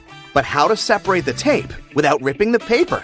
Hold both ends of the tape apart, and by pulling it slowly, the tape stretches and separates itself from the paper without tearing it apart. Ziploc bags are perfect to keep things dry, but it would be great if they were larger. Take two and turn one of them inside out. They can now connect and work as one large bag, big enough to protect a keyboard. There's no need to carry your keys in your hand when you go for a jog. Instead, put them inside your pocket, take a rubber band, then tie it around the pocket from the inside. This stops the keys from falling out. You've broken your key in the door. It's stuck. Great. Arranging for a locksmith could cost up to $100, but for a cheaper and quicker option, try using a hot glue stick. Heat the end with a lighter, and once it's warm enough to melt, push the glue into the keyhole. The melted glue will enter the available space, covering part of the key. Once it cools, it compresses and gains a strong hold of the key's end. Now, just pull it out. If you need to siphon liquid through a hose and want to avoid using your mouth, put one end in the liquid and hold the other upwards with your thumb closing the top. Now shake up and down. This jiggle motion pushes liquid upwards, a little each time. And once it reaches the top, lower the exit point and let gravity do the rest. You've left your keys locked inside the car. It's an older model with a roll-down window. You could get the coat hanger and begin the long process of finding the lock. Or use duct tape. Make about 20 2-foot-long strands. Stick them onto the window, allowing enough room for the tape to grab onto at the bottom. Then with a friend, take the ends of the tape, holding them together, and pull downwards. The force will allow the window to lower enough that you can unlock the door. While drilling long screws into hardwood, your old drill might not have enough power, leaving them only halfway in. Before the drill gives up, get a block of wax and scrape the edges of the screws with it. The wax works like a lubricant, melting as it gets warm and providing easy entry for the screw. You're out camping, but you didn't bring anything to light the barbecue.